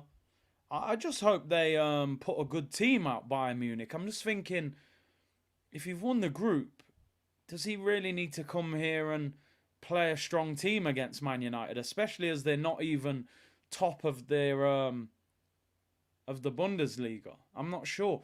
But then they lost 5-1. Apparently Tuchel's fuming with the performance, so maybe he will. Here's a chance. Tries to find Trossard. Kivior passes over hit, and it's cleared. PSV hit us on the break now. Hey, big up man like Stricto in the building. PSV could be in here. Ball comes back out edge of the box. Great block, William Saliba. Superb. Denies a one-on-one there. Pepe with the shot. Great block. Look at the way they play out there. Two little passers outside of the foot, man. They got some technicians in this team, I'm telling you. That's a great block, Saliba. I don't think it was going in anyway. Make sure you go and follow my boy Stricto, man. Big him up. Willet said, what's your favourite 50 Cent tune? The obvious one is Many Men. My favourite 50 Cent tune is probably Ghetto Quran, probably. One of his older songs. I like the old stuff. But, you know, there's a lot of classics there. Great block by Saliba. We could easily be 2-0 down. Although we could have scored as well, El Neni. Good tackle, Trossard. Really good tackle. And a throw into Arsenal, edge of the box. 11 minutes till half time. Just please get us to half time. I need a break. Yeah, 50 got too many classics, man. I know Stricto's a big hip-hop fan. He knows, man. He knows. Them storytelling tunes, man. That was the original. Ikenna, thank you for the super chat. Yo, big up Curtis, rate the content, Jay-Z or Nas. Yeah, I mean, someone asked me that a few minutes ago, but yeah, Nas for me. Nas is just the OG of hip-hop for me. Jay-Z obviously is an icon, but Nas, man, growing up, them albums, Stillmatic, Illmatic, Godson, all of that, man. I'm a massive Nas fan. A Teenage Thug is Nas' most slept on tune. Banger. Nas is unreal, bro. Nas is unbelievable. One of the best rappers ever, in my opinion. Many Men made you feel like you got ops outside. People said Many Men made them want to get shot. That's how crazy that tune was.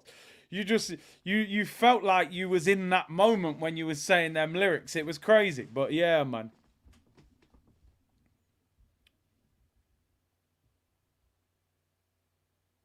You sounding like Brendan Rodgers with the technicians. Nas one of the best storytellers. Unbelievable. Come on. Oh, foul there by Trossard. What a diabolical game this is, by the way. Honestly. If you're not watching this game, I like to commentate and bring you the story of what we're watching and deliver some enthusiasm. This is as flat as a pancake. Honestly, I think the preseason friendlies were more exciting than this. It's crazy. 9 minutes till half time. Looks like neither team is particularly bothered about this game. I actually thought we might get a few goals because I thought it might be like free flowing and both teams going for it. We're really struggling to create anything. They look a bit better on the ball. Nelson's been bright there. That's good play. Eddie does all right there as well. Finds El Neni. imagine if this was our first team. This is actually like, it's scary, isn't it, to think, imagine if this was our actual first team. Imagine watching a team that was of this level every week. It must be madness, like being a struggling team in like the Prem. And your team's got this little quality. Yasser said, Curtis, he said, him and his deaf son want to go to the Emirates. Since he is deaf, I don't know what to do for him. He can't hear. Thank you. Stay safe. I think they've got some sort of things at Arsenal where kids can go. I forget it. It's on their website. But I know they do have facilities at Arsenal for things like that. So have a look on their website. A friend of mine took his son before who had issues, and they had some sort of, I can't remember what it's called exactly, but there was something there at Arsenal where kids could play and things like that. But I appreciate that, Yasser, bro. Yeah, sensory rooms and things like that. That's what I was thinking. Big up to you, HB. Well, go on for Trossard. Listen, Nelson's been okay in attack. He's been bright. He's trying to run at people. Apart from that, I mean, Cedric's trying to do back heels. You need to know your limitations, bro. You know what I mean? It's like putting diesel in a petrol car. You knew there was going to be a petrol reference. It just ain't going to work, bro. You know what I mean? Cedric doing back heels. Thinks he's Cristiano Ronaldo. You're a footballer and you're Portuguese, but you're not CR7. You're not even João Felix. Just tuned in. How we playing? Like watching paint dry, bro. Like watching paint dry.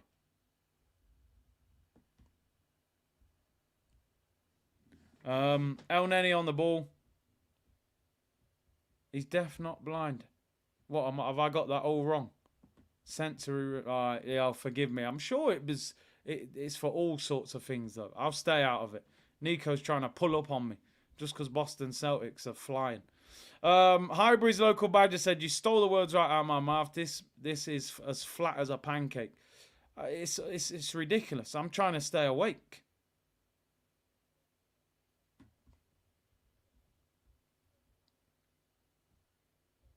Sensory rooms are for all disabilities. There you go. See, tell him. Nico, you might need a timeout for that. You're misbehaving. Relax. They work for all sorts of things, man. But yeah, in terms of this game, it's an absolute stinker. Assassin said, Curtis, fire question. It's your family's wedding, but on the same day, Arsenal are playing Champions League at Wembley. You've got a ticket. Which one will you be attending? I mean, you said family member, which means, I mean, which family member? You know, if it's just your cousin or something, brother, just record it and send me the video. I'll come to the after party.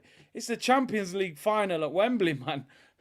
Do you know what I mean? You probably get married. You could get married again. Who knows nowadays? But I'm in that Champions League final. I'm in the Champions League final. Ball over the top, Havertz. They're just crowding us. As soon as we get the ball, he's done well there. Havertz done really well. Trossard.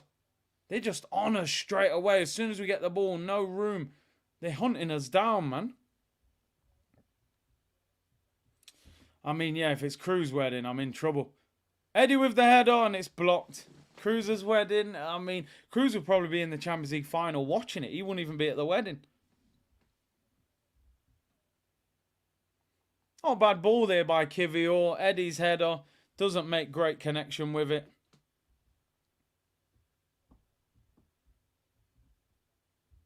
And PSV have the ball back. This game stinks like Chelsea. It's bad. My wedding, listen, do you think my wedding would ever be on the Champions League final day? Ain't happening. It can't happen. Danette said, have you ever had complaints from your neighbour? I think I said this before, but my neighbour moved in, and for a long time it was just that neighbour thing where, you know, you see them in the car park in the car, and it's just like, hi, you all right? You know, you just say hello to be polite. In the end, I thought, you know what? I've got to explain what's going on. Here's Eddie Nketiah. Eddie Nketiah scores! Eddie. Great finish. Left foot, bottom corner, off the inside of the post. And Eddie Nketiah gives Arsenal the lead. Lovely finish. I didn't even see who played the ball into him there. Who got the assist? That is a good finish. I can't even lie. Lovely finish from Eddie. Bottom corner, clips the inside of the post. Eddie gives Arsenal the lead. Yeah, he's topped the credit up. He's got £10. Nelson plays it into Cedric. Back to Nelson. Into Eddie. Hits it through the legs of the defender. Clips the inside of the post. Good finish. Good finish. I'll rate that. Always rated that lad, Edward. Eddie scores. And Arsenal lead 1-0. Let's put the Eddie Murphy gif up. See, I put that up because if I say stuff, it's almost like I've said too much. 1-0.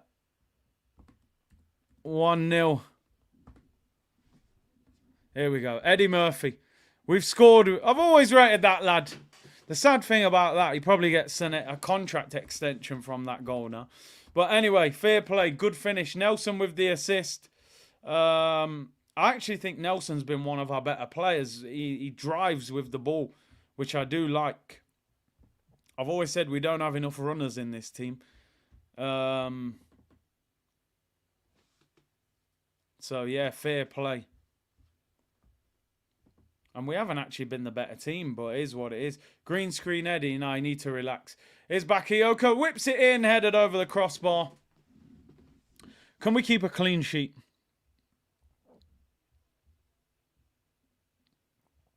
Yeah, good play by Nelson there. Edward Scissorhands. I remember that film back in the day. Do you think we'll put a pic of him scoring? Do you think we'll put a pic of him scoring? Curtis silenced by Eddie was shushing as well. I say, yo, relax. Don't tell me to shush. You ain't done nothing since Nutty Professor 2.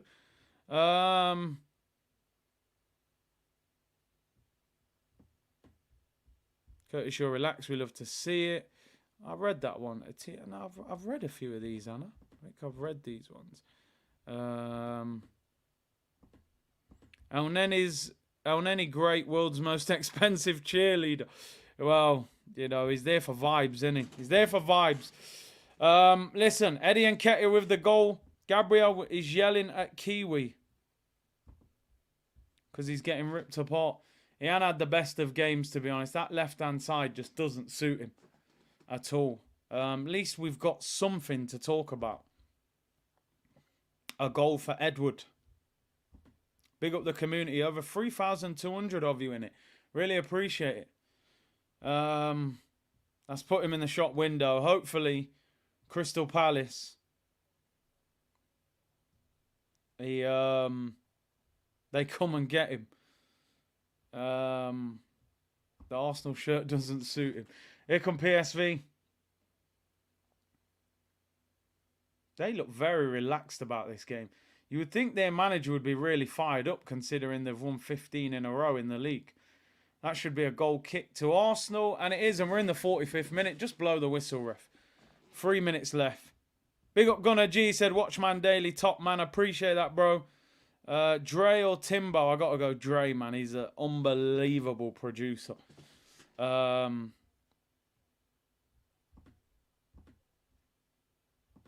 Maybe we could sell him for 30 million in January, says Marco. Big C, best Arsenal goalkeeper. Probably David Seaman from what I've seen, unless there's ones before that. It's the wind, Curtis. It's the wind, people. It's less windy. That's why we're winning. It was too windy in Birmingham for the Villa game.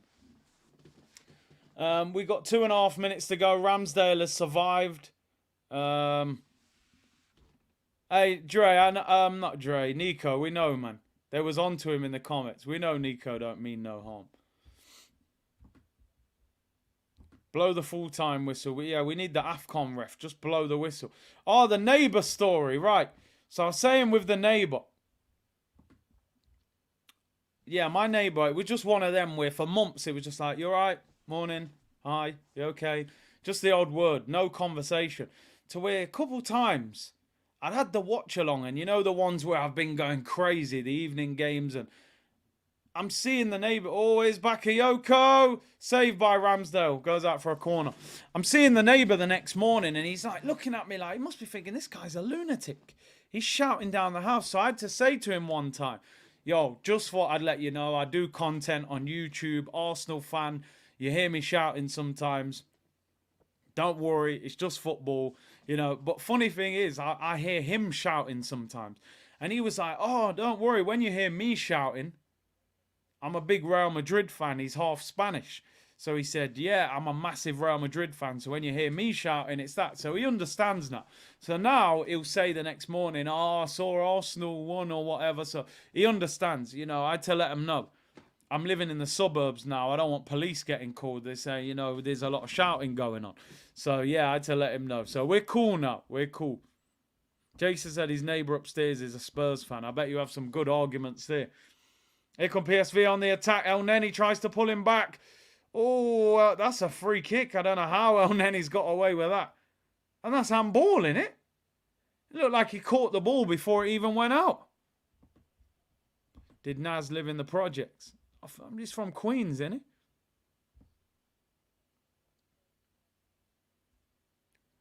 Bakayoko there, I'm pretty sure he catches that ball before it's even off the pitch. We've got 10 seconds to go, just below for half time. We've seen enough. Bakayoko it was with the shot saved by Rambo. And Big C Jenkinson. Cedric's the best out of them three. And I'm not even just saying it. Jenkinson, Lichtsteiner and Cedric, who's the worst out of them? It's Cole Jenkinson. Lichtsteiner, we got him when he was about 36 and he couldn't move. He was probably a half-decent right-back in his younger days. Cole Jenkinson,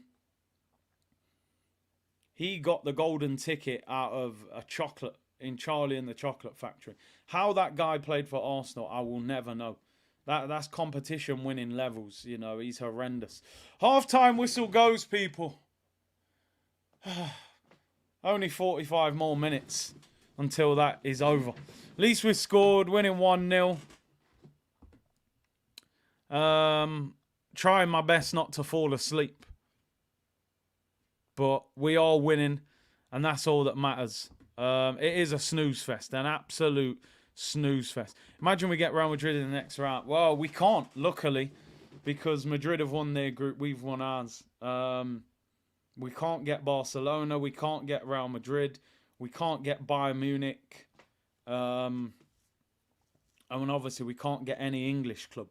But we could potentially get Napoli, PSG, Atletico Madrid, depending on who wins their games over tonight and tomorrow. So it'd be a nightmare to get PSG or Atletico or Napoli. Not because I don't think we're capable of beating those teams, because I think we can. It's just that Champions League experience. You know, Napoli away is a cauldron. Atletico Madrid away is hard. Simeone, solid team. You know, PSG didn't look great against Newcastle, but you can just imagine, like, Mbappe would have the game of his life probably against Arsenal. So, I'd much rather get Leipzig or Copenhagen or, you know, one of those teams, which would be a lot easier in my opinion. Maybe Real Sociedad, maybe even Shakhtar Donetsk if they win their game. So that would be the one I'd rather get. Kimani said I'd take Napoli. I wouldn't want Napoli. Saying that, I remember we beat them in the, I think it was the Europa League, the Emery season. We beat them. But I think they are better now. Get Napoli after we buy Osimhen. This is Arsenal, bro. We'll probably sign somebody else. Inter Milan, Alexis Sanchez homecoming. Yeah, Alexis. I think, yeah, I mean, Kivior, I think you're right. I think Kivior... Has he improved again? He won a few headers, but he still looks their biggest threat. He's still getting a lot of shots on goal.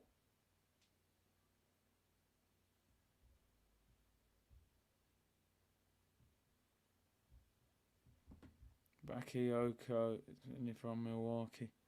Oh, Madueke. Napoli hate Arsenal fans. Why? What have we done to them? Sanchez AFC days. I'm just looking at the stats. Caleb said, my cousin is a Spurs fan. I actually don't have any Tottenham fans in my family. That I know of anyway. Or the family that I know, none of them support Tottenham, which is a good thing, to be honest. Although there'd be some good arguments at Christmas, I'm sure. Just looking at the stats, 45 minutes left of that absolute snore fest. Arsenal winning 1-0, 54% possession for Arsenal. 1 shot on target, and that was the goal. 3 shots off target. To be honest, who's playing well? Ramsdale's made a couple okay saves. Well, one in particular. One was like a tackle that he ended up saving. I think Nelson's looked bright. I think the 2 centre-backs have been quality. And Eddie took his goal well. Before that, he wasn't actually playing that well, but a very good goal. So, apart from that, it's been a snooze. Elneny shot not counted. Oh, yeah. That don't make sense. Shot, or does the goal not count? I don't understand that. Oh, no. Elneny shot at the post. Actually hitting the post doesn't count as a shot on target. Your petrol mate's having a storm. I don't know about that. I don't know about that, to be honest. I think Reece has done well, I agree. He looks bright. He's very direct, Reece, which is good. Mr. Cool Bus Driver said, none of my family are Spurs either. They know they will be disowned. It's crazy, though. I'm surprised. But, yeah, none of them on my family that I know are Tottenham fans. Would you swap Rodrigo for Martinelli? I mean, listen, Rodrigo, if I'm being honest, has performed at a very high level recently, but he predominantly plays on the right, not the left. And I always feel he's very lightweight. I don't think Rodrigo suits the Prem, but his decision-making is a lot better. I mean, last season he got 9 goals, and that's his biggest ever season. I do like Rodrigo. It's a very difficult question because I'm a big fan of Rodrigo. He's electric. But I think he's lightweight, and I think he prefers playing on the right.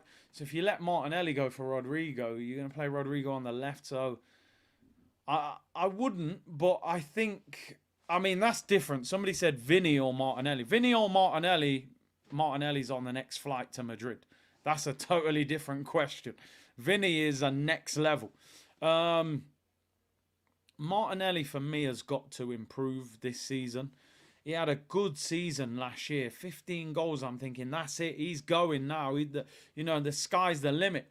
And this season, I'm seeing Martinelli from like 2 years ago where there's at times a lack of intelligence in his play, and it's frustrating. He's got the talent, but he's got to produce more and start playing with more intelligence. He just plays like an athlete who just wants to run. So, we'll see. Nelly is clear of Vinny. You must be... honestly, Lawrence, you must... Whatever you're drinking, let us know. Let us know, mate. Martinelli is... I love Martinelli. You know I do. Martinelli is not clear of Vinicius. Not even... No chance. No chance. You see what Vinicius was doing to Man City in that Champions League semi-final? It's crazy. No chance. Vinny is levels, bro. But big up Lawrence. Maybe you've had to have a drink to get through the game. 403 said, don't agree, see, I think we dominate PSG home and away. Saliba to lock down Mbappe. PSG midfield also not that good. We are much better. The problem is, number one, Mbappe is a left winger for them. So Mbappe's going up against Ben White. Would Ben White lock down Mbappe? I don't think so. Maybe Tomiyasu would have. Ben White, I'd be very nervous. I've seen Rashford cook Ben White. I've seen Noah Lang cook Ben White. So Saliba and Mbappe wouldn't really interact too much. Obviously, Saliba comes across sometimes. And, yeah, I think we've got a better... I don't rate the PSG midfield either. But I just think they would cause us problems. Dembele against Zinchenko. The reason Newcastle, I think, beat PSG is because they're very physical in midfield. They're very energetic. Bruno, Joel Linton, they got about them. I don't think we're as energetic as Newcastle in midfield. So it wouldn't be quite the same. But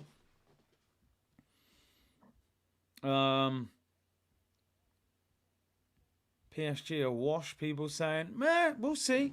Listen, when you've got a player like Mbappe in your team and Dembele, those are those players that if they're on it on that day, you're in big trouble.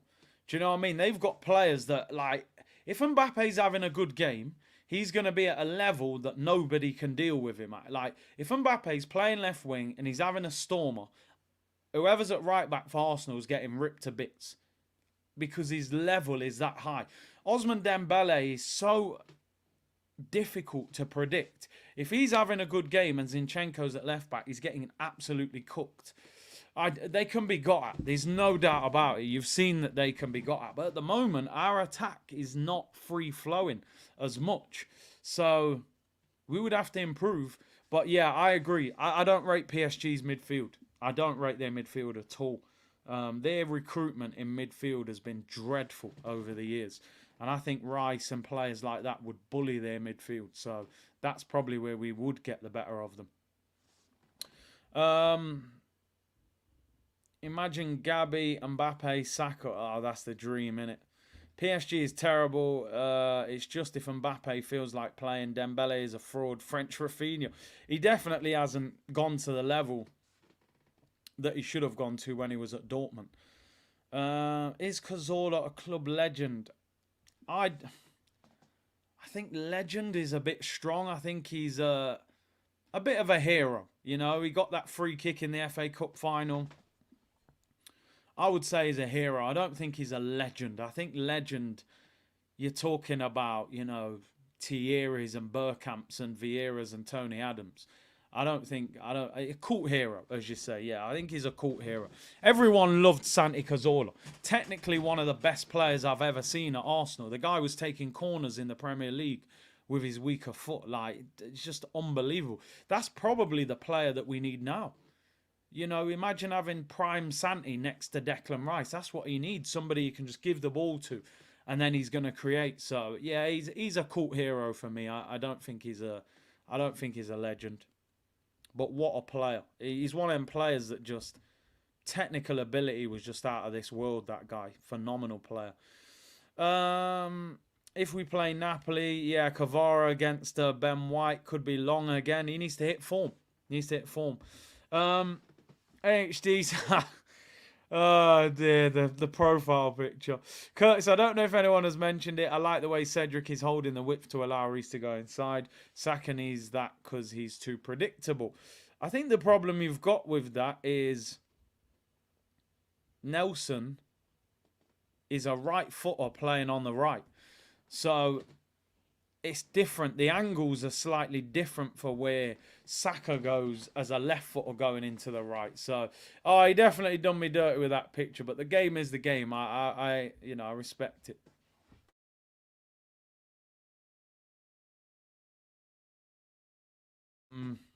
Let's get the likes up to 2.5k, 3.5k in the chat.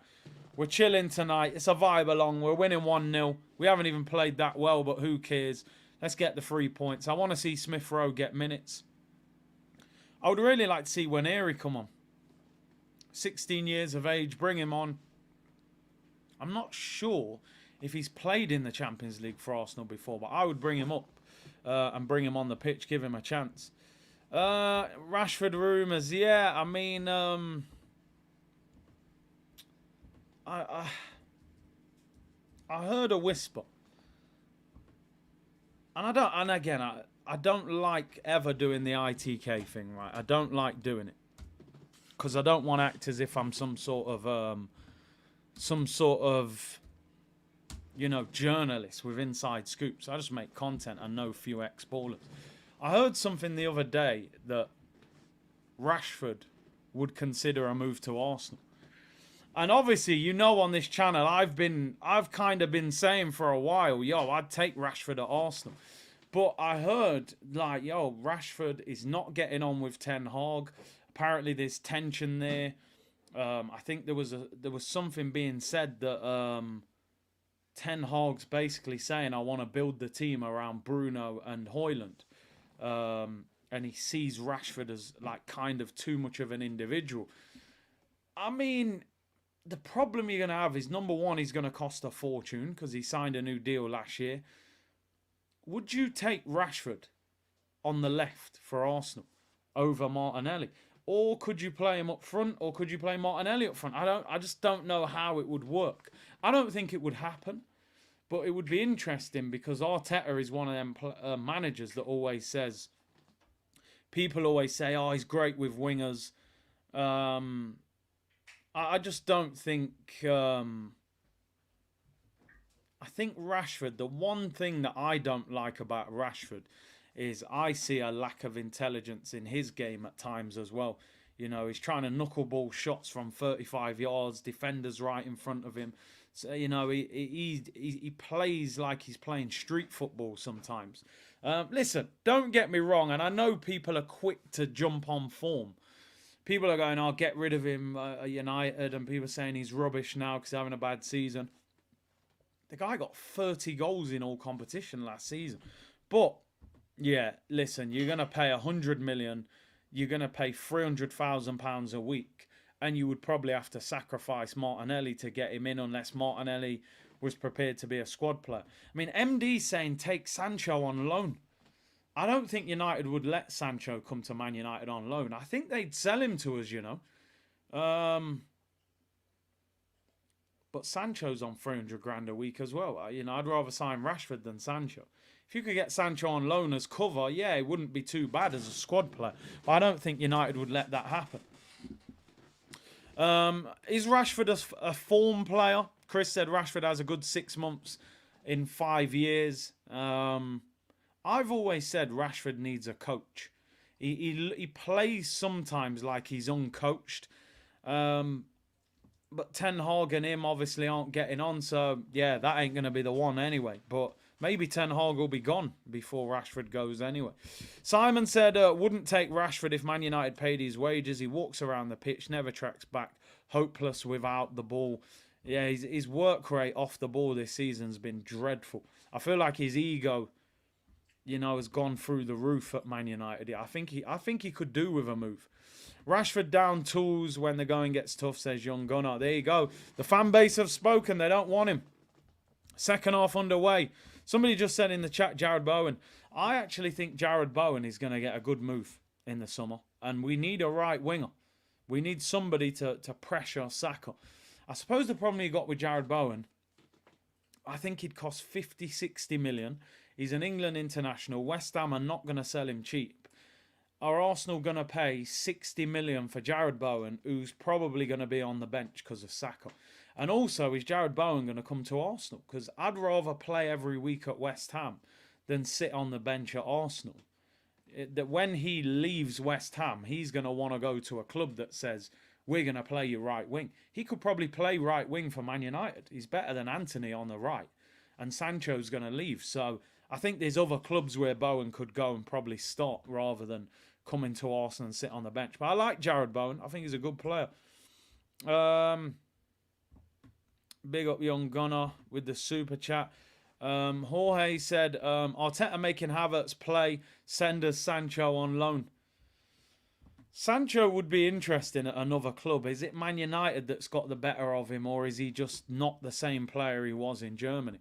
Alfred said, I've never seen a team win the league with their creative player playing on one side of the field, as does KDB doesn't play on the right. It's interesting that, isn't it? You know, it's Odegaard usually drifts to that right-hand side and links with Saka on that right. It's interesting. But, you know, a lot of the time I do see KDB whipping crosses in, though. Here come PSV on the counter-attack. Ball whipped in to the back post. Kivior gets a touch on it. Here's Bakayoko. Lays it off. Shot just wide. Goes out for a goal kick. PSV have started lively. Yeah, listen, KDB, I remember when Arsenal... Who did KDB play for? Was it Wolfsburg? It was Wolfsburg, right? Yeah, and I remember Bentner was playing. I think we played them in the Emirates Cup, and Kevin De Bruyne was playing right wing. He was looking like Beckham. He was just getting the ball, touch out of his feet, whip, whip, whip. Every minute he was just spamming crosses into the box. He came to Man City, and Man City kind of moved him central. So he effectively is a right midfielder playing centre mid, but he can just drift everywhere. And that's the thing that concerns me about Man City is I look at Man City and people go, oh, they're not quite at it. I'm like, well, the reality is when Kevin De Bruyne is fit, he's Man City's best player. Like, yeah, Haaland's going to score 40 goals, 50 goals. I get that. But Kevin De Bruyne's the best player at Man City when he's fit. He is just unbelievable. And if he gets back fit and firing, that's the concern that Man City then probably push the heat up a little bit and become a little bit better. But again, with Arsenal, you're hoping that you can get Partey fit, you can get Timber fit, you can go and sign maybe another good player in January. Because I still think Arsenal can go up to a good level. Because, like I said at the start, I don't think Martinelli's playing that well. Odegaard's not playing that well. Jesus is inconsistent. Saka's getting numbers but not really performing as well. Odegaard's out of form. So effectively, our whole front five, Havertz for the first 20 games was awful or pretty poor. So the whole front five really have not been in their top gear. So I still think Arsenal can get better as well, you know. KDB, how old is he 32 now? I still think he'll be... I still think he'll be good. Obviously, he's never had an injury of this level. You know, he's had a major operation that's kept him out for over 4 months. So you wonder if he'll be quite the same player. He doesn't turn 33 till June. So for the rest of the season, he's 32.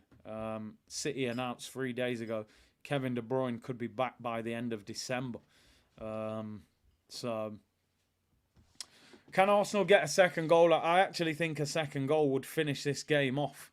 Even though PSV do look bright, I don't think they would come back from 2 goals. I think there is a flatness about this game that you can tell that both teams sort of know. Don't go all out and just kind of make sure nobody gets injured. 3.1k in the chat. Amazing support. Just as I said that, though, here come PSV, and they have scored! You couldn't write it, could you? I'm there saying if we score the second goal, it's game over. PSV don't look that fired up for it, and they have scored. What a brilliant finish that is. On the overlap, little ball, Thierry Henry-esque finish, opens up his body, bends it into the far corner, and again, another goal goes in off the post.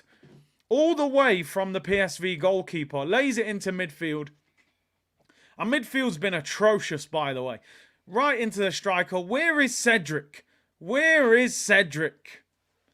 I don't know why he's so high up the pitch. Saliba tries to cut it out. Lays it out wide. Cedric's in no man's land. I mean, listen. Make no mistake. That is a fantastic finish. I don't know where Cedric is. You know, maybe the manager's encouraging him to be that far up the pitch, but I don't know where he is. Saliba actually dived in and missed the ball initially. Commentators curse. I'm going, oh, second goal, I think we'll finish him. Vertessen with the goal. I'm sure somebody, was it Jamrock, was saying something about, was it Vertessen he was talking about in the comments? What a finish. He's actually looked lively as well in the first half. It's a great goal. Yeah, that's the one thing, Sam. I agree. I don't think Cedric would naturally be that high up the pitch. Maybe it's the petrol fumes, people. Maybe the petrol fumes have done him. It's the old inverted, get a fullback high up the pitch. I think it's one of them. I've got no idea why Cedric's on the halfway line when they already had possession of the ball. Even now, he's gambling. Vertessen, look. It's getting past him. PSV on the attack. Ball whipped in. Here we go again. Shot goes wide. I have to say, we have got nothing in the middle of our team. Our midfield has been non-existent in this game. Elneny and Jorginho are... There's no point. They might as well not be on the pitch. They're zooming in on Saliba, which usually I'm thinking, are they blaming Saliba for that goal? He dives in and misses the ball. Are they blaming him on the commentary? Let me know. My commentary is quiet. I can barely hear it. So I'm not sure what they're saying about Saliba. Are they blaming Saliba for that? I'm just kind of looking online. Saliba. Yeah, people are having a go at Saliba.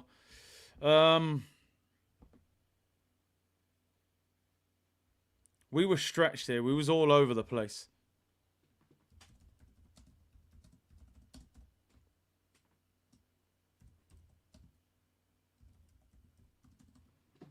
Two centre mids, non-existent.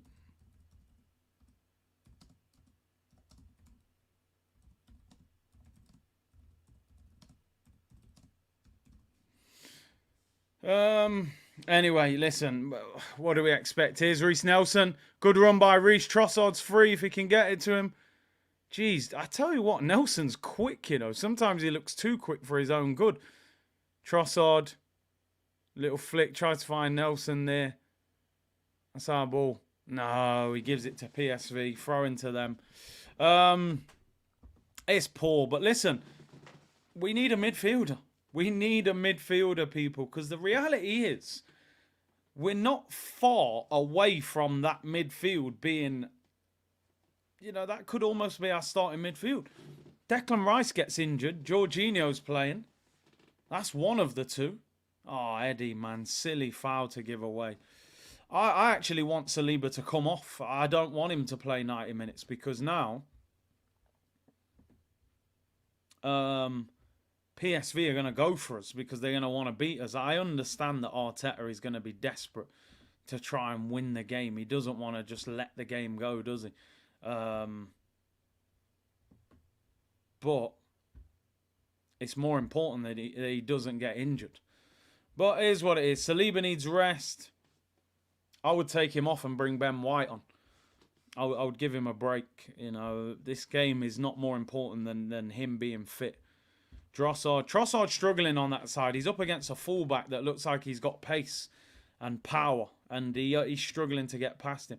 Go get Douglas Luiz. That deal's off. Villa asking for 100 million. Our best winger is playing up top, and our best striker is playing on the wing. Jesus got the trickery of a winger. Martinelli has the pace and instinct of a striker. Neither of our wingers are tricky.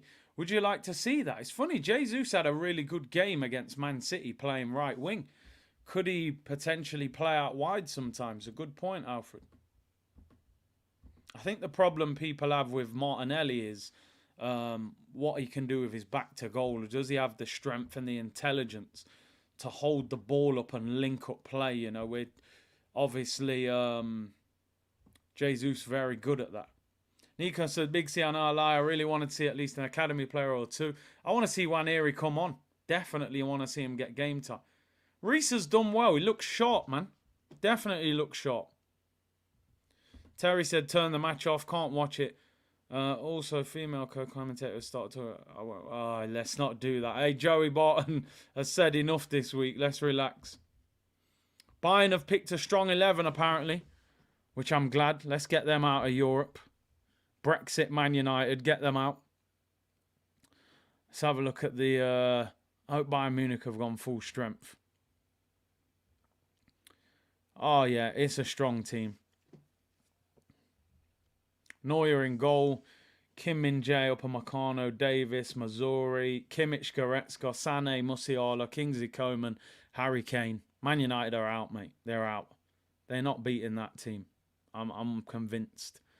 Varane's playing. He's finally brought Varane back. And Rashford's on the bench again. So, yeah.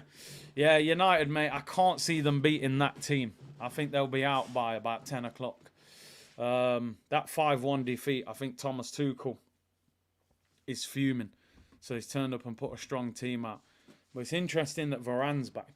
Corner to PSV. 12 minutes gone in the second half. Ball whipped in. It's up in the air. Flicked away by Saliba. Edge of the box. Shots blocked. Good block there. Comes back out. Is he offside? Whipped into the back post. Saliba flicks it away. Nelson does well there, Nelson. Oh, it's offside. Free kick to Arsenal. Varane's got to leave. Chris said, don't count us out. Yeah, I know. I get it. Man United at Old Trafford. Fergie will probably be in the stands, but I don't see it happening. I don't. I think they'll get beat. Jeez, what a touch that is. Who's that? Sabari. What a touch. They've got some technicians in this team, man. It'll be funnier if Man United win and still get knocked out. That would actually be hilarious. I think if they win, they're guaranteed to be in Europa League at least. But obviously a defeat knocks them out of Europe altogether. It'll be interesting. I'm surprised he didn't bring Rashford back in. I know he ain't playing great, but Anthony is... Yeah, well, he's no good anyway. Then Rashford's walking around the pitch, so that ain't going to do him no favours. Trossard finds Eddie Nketiah. Trossard's had a tough game on this left-hand side. Here's Havertz. We've got a bit of space here. Move the ball. Here's Cedric. Whips it into the back post. Eddie Nketiah's up. Heads it wide. Is that a corner or is he giving a goal kick? I think he's giving a corner. No, he's giving a goal kick. He's given a goal kick. Anthony's been solid last 2 games, has he? Fair enough. I've only watched the highlights, so I haven't seen enough of the game to know how good he's playing. I don't rate him at all though, but maybe he'll prove us all wrong tonight. I don't see United winning though. I just don't. But you never know. What we got left? 31 minutes to go. Arsenal have had more possession, 52%, close game. Someone's down. Who is that on the floor for Arsenal? That better not be a defender. Who is that? El Neni. Calm down. No disrespect. I don't want no injuries, but he's probably doing this on purpose. Remember last year he got injured. Arteta gave him a new contract. He said, we look after our people at Arsenal. New contract. He said, right, Christmas is due. Oh no, Declan Rice is coming on. I don't want to see that. I do not want to see that. Just play somebody else, man. Why not put Waneri on or put Zinni in there? Ben White's coming on as well. I don't mind that. Get Saliba off this pitch. Why is Declan Rice coming on? The guy's played nearly every minute of every game. Give the guy a break. Play Smith Rowe. Play Waneri. Play someone else. Declan Rice, I don't want him on this pitch. I don't want to see Saka. I don't want to see Odegaard. Leave him off. He's bringing on Odegaard as well. Jesus, what is going on here? Give the young bucks a chance, man. Bringing on first team players. It's a nothing game. I don't want to see these guys on the pitch. Jack said, need to see and use Reece a lot more. Big up, bro. Big up. I think Reece has been lively today. Been one of the biggest positives of this game. Back to goal excuses. BS, the best striker ever. Didn't need back to goal. Suarez, Henry, Aguero. You need a striker who makes runs to create space for wingers.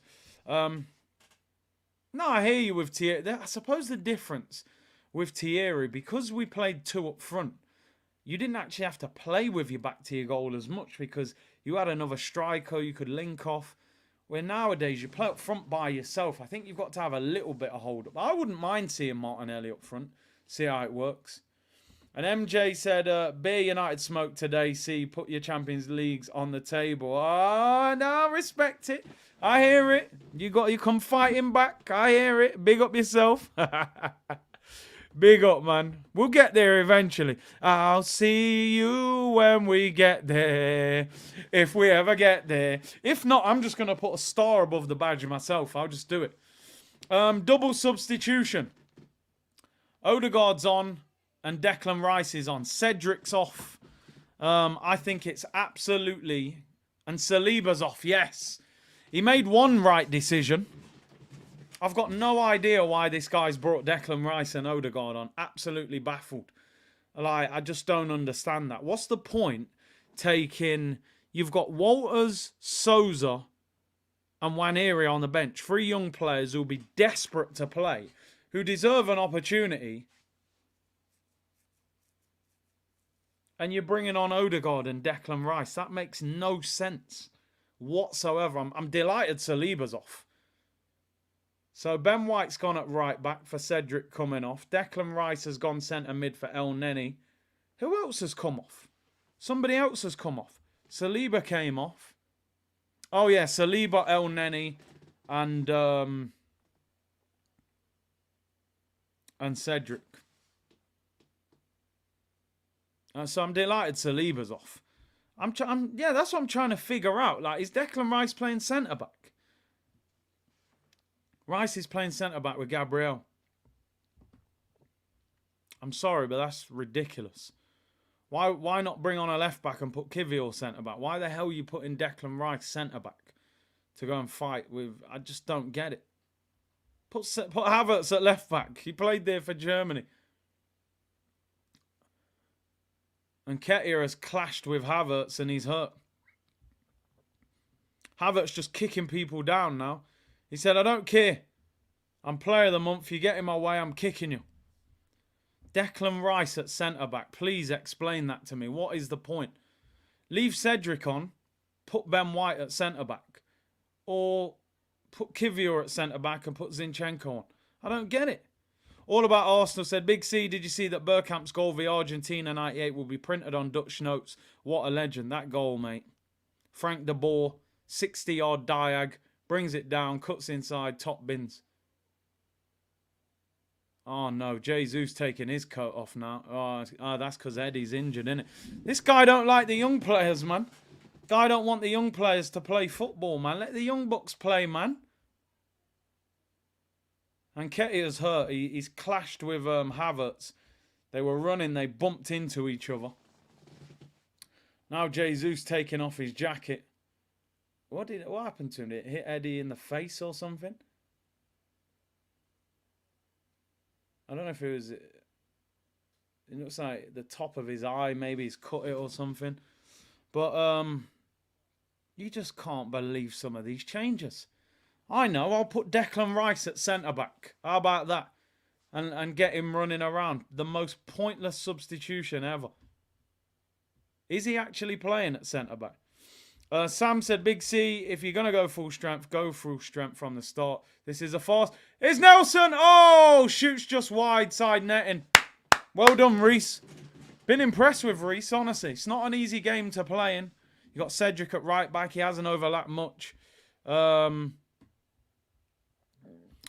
said, put Jesus on the transfer list, in my opinion. He offers nothing. As a striker, he is a winger with good footwork. We need better. The thing is, Cole, I think you get rid of Eddie and bring in a striker as competition for Jesus. And if the guy you bring in is significantly better, you can sort of phase Jesus out. Oh, good defending, Declan Rice, although he's been spun. Great save, Ramsdale. Get in there, Rambo. Tips it onto the post. Great save. He was hyped as well. Good save by Ramsdale. I thought he got done at his near post. Saka not happy on the bench, itching to come on.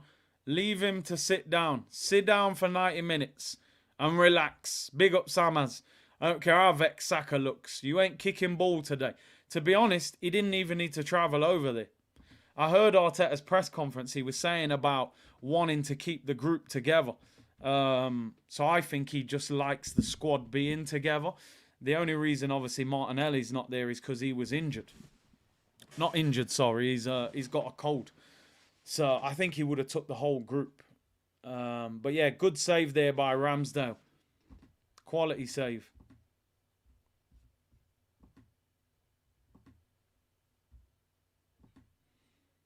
Havertz wins a corner.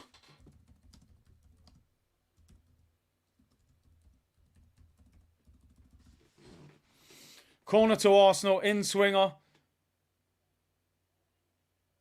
Again, that brother. Deflection. What a save. What a save. That's a great save. Deflection as well. Very good save. Declan Rice is at centre-back. Corner to Arsenal. Reece Nelson whips it in. Flicked on by Eddie and cleared.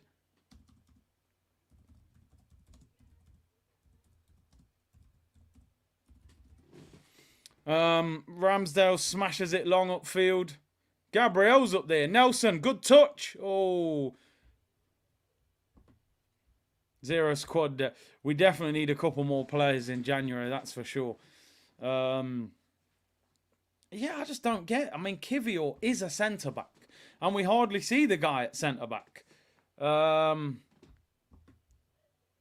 it is what it is. Mickey said Odegaard actually putting in challengers a game late. He listens to you, Big C. Well, he knew, man. We weren't accepting that. What we saw the last couple of games. If none of these young players get on the pitch, I think it's very disappointing. You know, it's a great opportunity to give some of these youngsters an opportunity. And we're just bringing on the same old faces. I think Walters is a defender. Dest is coming on for PSV. Rice actually, I believe, was a centre-back in his youth team days. So I'm sure he can play there. Who's the better shot stopper, Rice or Ramsdale? Rice or Ramsdale. Ramsdale or Rail. I'm not sure. I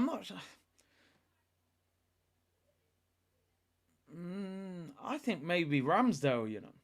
I'm thinking back to the wonder saves of last season, like Liverpool away, that Salah one, the Maddison free kick. He's had some amazing saves. Ramsdale probably not as good with a ball at his feet as Rail. Here come Arsenal on the counter-attack. Kai Havertz doesn't have a lot of support. Oh, that's so casual. So casual. Does well on the run and then gives it away. This has not been Havertz's best game, that's for sure. Raya can't do Ramsdale at Anfield. I think he is the better shot stopper, Ramsdale. Didn't even realise Jorginho and El Neni, mate. It was the middle of the bagel. The centre mids are non-existent. They could get non-applicable on the player ratings tomorrow. You've probably haven't heard me mention Jorginho's name.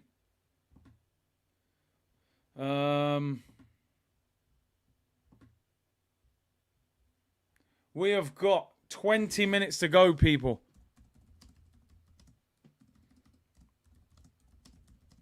Hope a few of the youngsters get a chance off the bench. All right, Arsenal on the attack. Here's Eddie Nketiah. Gets tackled. He hasn't actually played that well outside of the goal, but it was a good goal. Can't take that away from him. PSV have possession. How many subs have we got left? I think we made 3 then, didn't we? So we got 2 left. PSV in the area. Good tackle. Here's Reece Nelson, who I've been impressed with. Skips him. Pace. Look at the pace. Maybe too much pace. Loses the ball. Michael said, I would back Rice to stand in goal in case of the goalie being sent off. Here's Bakayoko, right-hand side. Cuts inside 2. He's brought down there. Wins a free kick.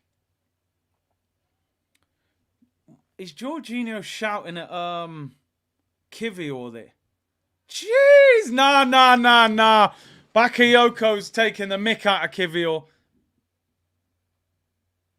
Nah, Kivior's getting cooked, man. He's flicking the ball over his head. It's not much of a foul either, but nah. That's wild. Rolled it into Bakayoko. He's flicked it over Kivior's head. Off the floor. Free kick to PSV. Jorginho was shouting there. Looks like he was shouting at Kivior to say, like, but I don't think any of them really fouled him. Kivior at left back, mate, does not work. Ball whipped into the back post, headed away. Declan Rice. Arsenal could break here. Reece Nelson finds Eddie. Havertz is making a run. Come on, Havertz. I think you've made... That run made it difficult for him. Kivior getting violated, but he ain't a left back, man.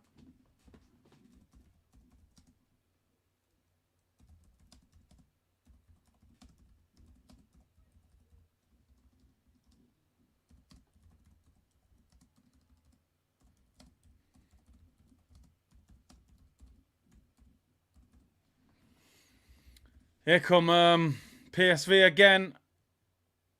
It's not a bad ball. Oh. Ooh. Can Arsenal find a late winner? 25 million for Kivior. I mean, I know 25 million isn't that much, but you can buy. It's hard for me to judge Kivior because he's not playing in the right position. As a left back, he's not good.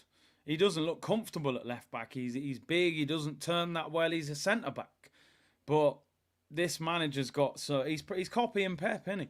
What does Pep do? He plays Vardiol at left back, centre back, left footed. He plays Ake at left back.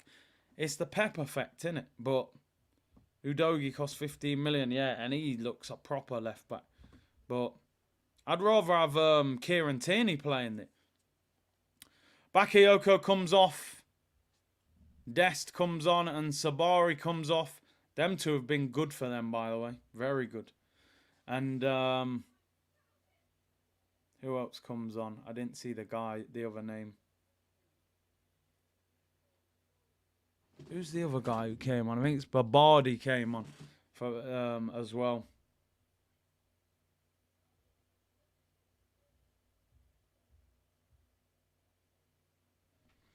Come on. 17 minutes to go. ESR still not on the pitch. Bakayoko looks talented. He does. I don't know much about him. Like, how old is he? And Johan Bakayoko. Is it him? Johan Bakayoko from Belgium. He's 20. What? I thought he was older than that. 20 years of age, you know. Doesn't score many goals for him, though. 5 last season. He's got 3 and 8 assists so far.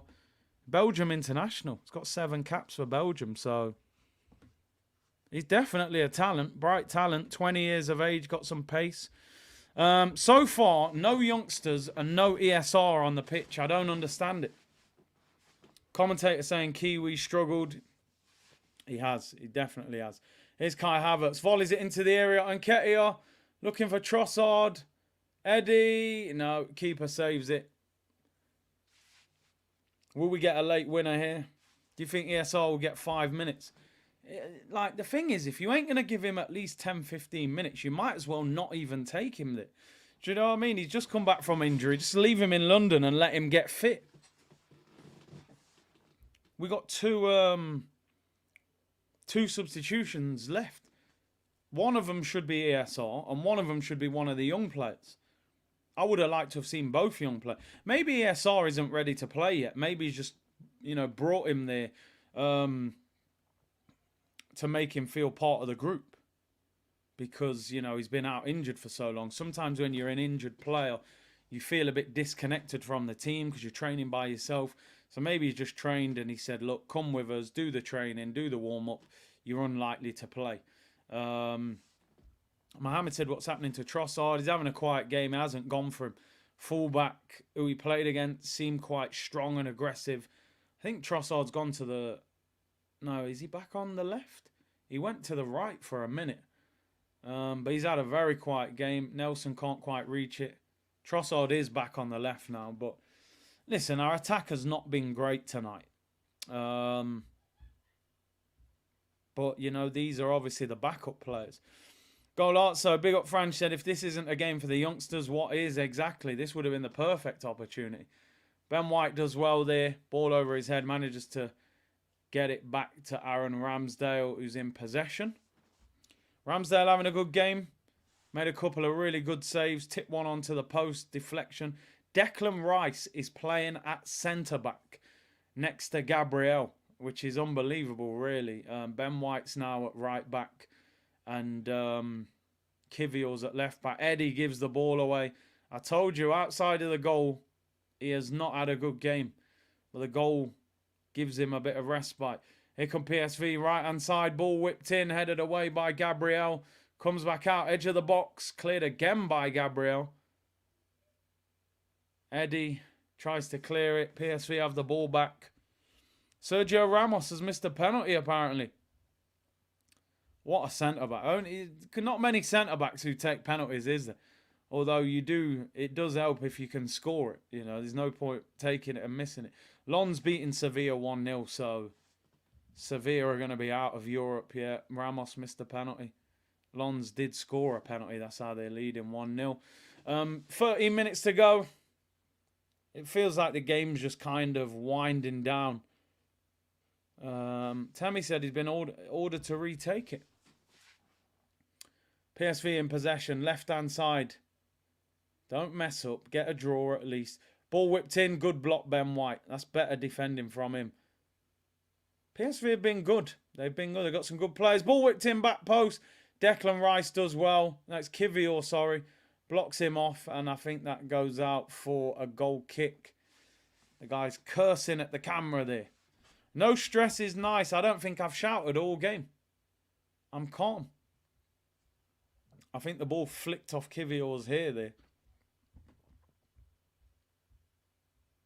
Man United are going in the grill in 30 minutes.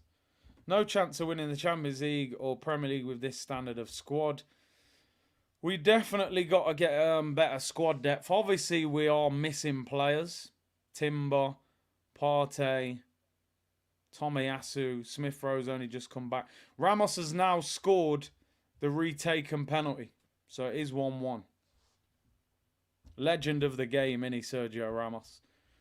Not shouted because it's a throwaway game. Exactly. I'm sure I'll be shouting when we play Brighton on Sunday. Trossard loses out there. He's had a tough game, Trossard. Physically, he's been, muscled off the ball a lot of the time. PSV on the attack. They've moved the ball well. Just as I say that, they gave the ball away. Here's Nelson, who's had a decent game. He's been lively. Good ball into Eddie. Just look after it. Look after it and retain it. He tried his best not to. Trossard, that's a good ball. Jorginho, who's had an absolute... He's a legendary cheat. People saying Ramos is a cheat, but he's a legendary cheat. I don't know how he retook it. Was the goalkeeper encroaching off the line? That's probably the only way I could see how it would have been ordered to have been retaken. I used to love watching Ronaldinho have Ramos in the splits. He used to rip him apart, didn't he? Here's Trossard. Finds Eddie. Gets away, although he's falling over. He wins a free kick. DJ Ash said, Curtis, the thing is, when are we going to play these fringe players? With the FA Cup match being against Liverpool, they won't play in the Champions League or Prem unless some madness of injuries. Yeah, but you hope so, because there aren't many players on the pitch tonight that you can look at confidently and go, I wouldn't mind him playing 15 games in a row in the league. You know, Trossard, it's not easy tonight for any player, to be honest, because you're playing with the B team and the standard is low. But Trossard seems to be falling, like just becoming a squad player. And Ketia, yeah, he scored. Very good finish, to be fair, but he hasn't shown anything outside of that goal. Nelson's looked lively. I think he needs to trust Nelson a bit more, especially last 10, 15 minutes of the game when Saka's quiet or he's tired. Havertz has been quiet. Jorginho non-existent. El Neni non-existent. Odegaard whips in, flicked on! And Arsenal have scored! What's happened? Offside! They've given offside. We'll get a VAR check. Odegaard whipped in the free kick. It was flicked on. The goalkeeper came out to get it. It's headed into the open net. Now, I'm sure we'll get a VAR check. Gabriel's offside. He is offside. I can see it straight away. He's in front of him. It's a shame that... Was it Gabriel or Kivior who got his head to that? I think Gabriel's saying... I don't get that, actually. If Kivior heads that in, then surely he's not interfering. But if Gabby headed it in, then he's offside. I thought Kivior headed it because he was running off like he headed it in.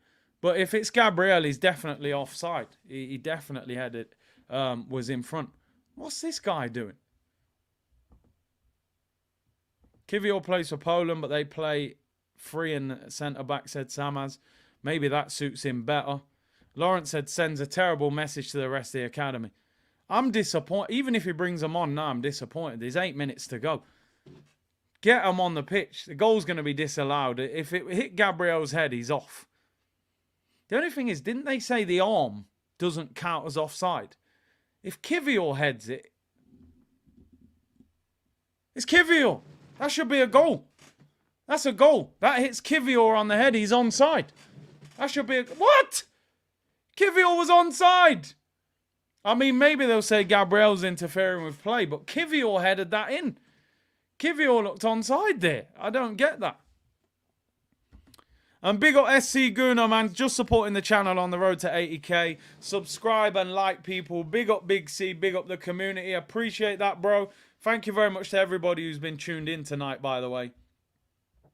3,500 of you. Make sure you subscribe to the channel if you haven't already. Like the video. Big up the Twitch gang as well. 42 on Twitch.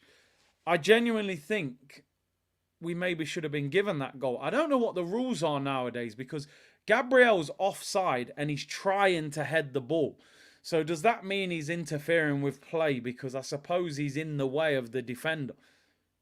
That's what they would say. Gabriel is jumping in front of their defender. But it's Kivior. What is the goalkeeper's doing? A front flip. Kivior heads it in and Kivior looks onside to me. So I don't know the rules nowadays. But I think that goal should have probably stood. Kivior's onside. Oh, brilliant play, Odegaard. Finds Eddie Nketiah, who turns. Lays it off, Jorginho. Kivior turns again. Oh, it's a weak shot.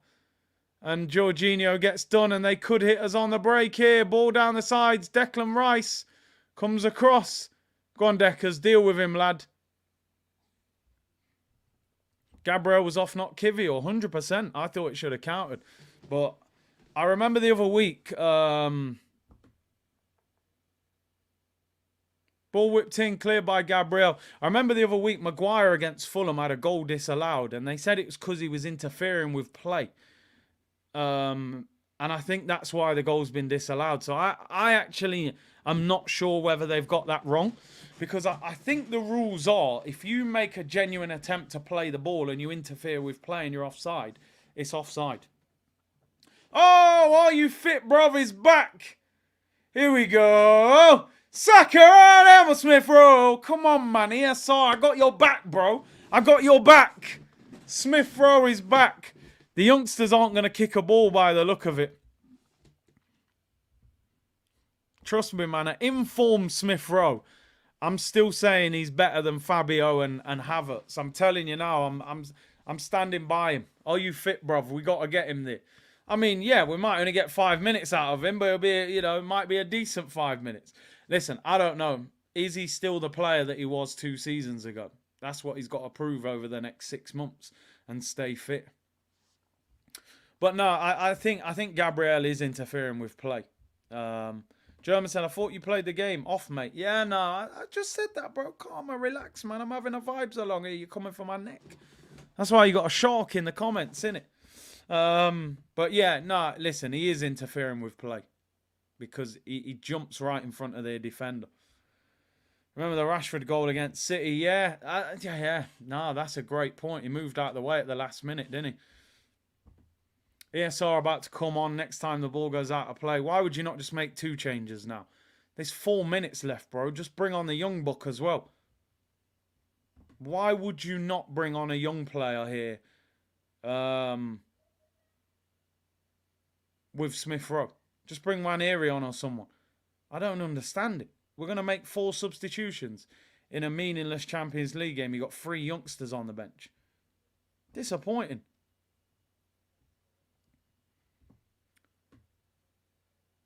Good tackle, Ben White. He's done well since coming on. Yeah, round of 16 draw will be on Monday. I think it's 12 in the daytime, UK time. I will be doing a watch-along for that, 100%. That is massive for Arsenal. The Young Bucks are there to clean the boots. They must be. They're not there to play football. 90 minutes of Eddie and all the typical players that we see. But it is what it is. Arteta don't seem to like playing young players that much, does he? He's not a big fan. Odegaard plays a little 1-2 with Nketiah. Here's Trossard. Nelson. Declan Rice. We're moving the ball well. Can we get a winner? 3 minutes to go. Nketiah finds Odegaard. Looks ready. We're just keeping the ball in the corner. Gigs better pop up on your thoughts as an artist. Cheese! English quote. Oh, yeah, maybe. Next member stream, maybe let's try and get one before Christmas. Here's Trossard shoots. Oh, that's ended up in Amsterdam. That's high and not very good. I don't think Trossard's had a great. I'm sorry, but that's pathetic. What I'm seeing. What I'm seeing on the screen right now with the substitutions is pathetic. He's bringing on Smith Rowe. Cool, Smith Rowe needs game time. He's bringing on Gabriel Jesus. That is the most pointless substitution I've ever seen in my life. Let me bring on my number one striker for 2 minutes. What's the point? Pointless bringing on Jesus.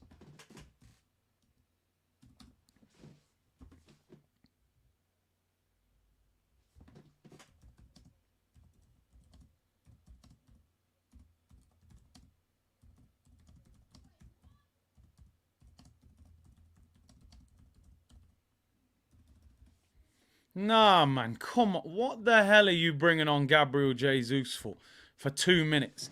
This guy has been out with a knee injury and a pulled hamstring.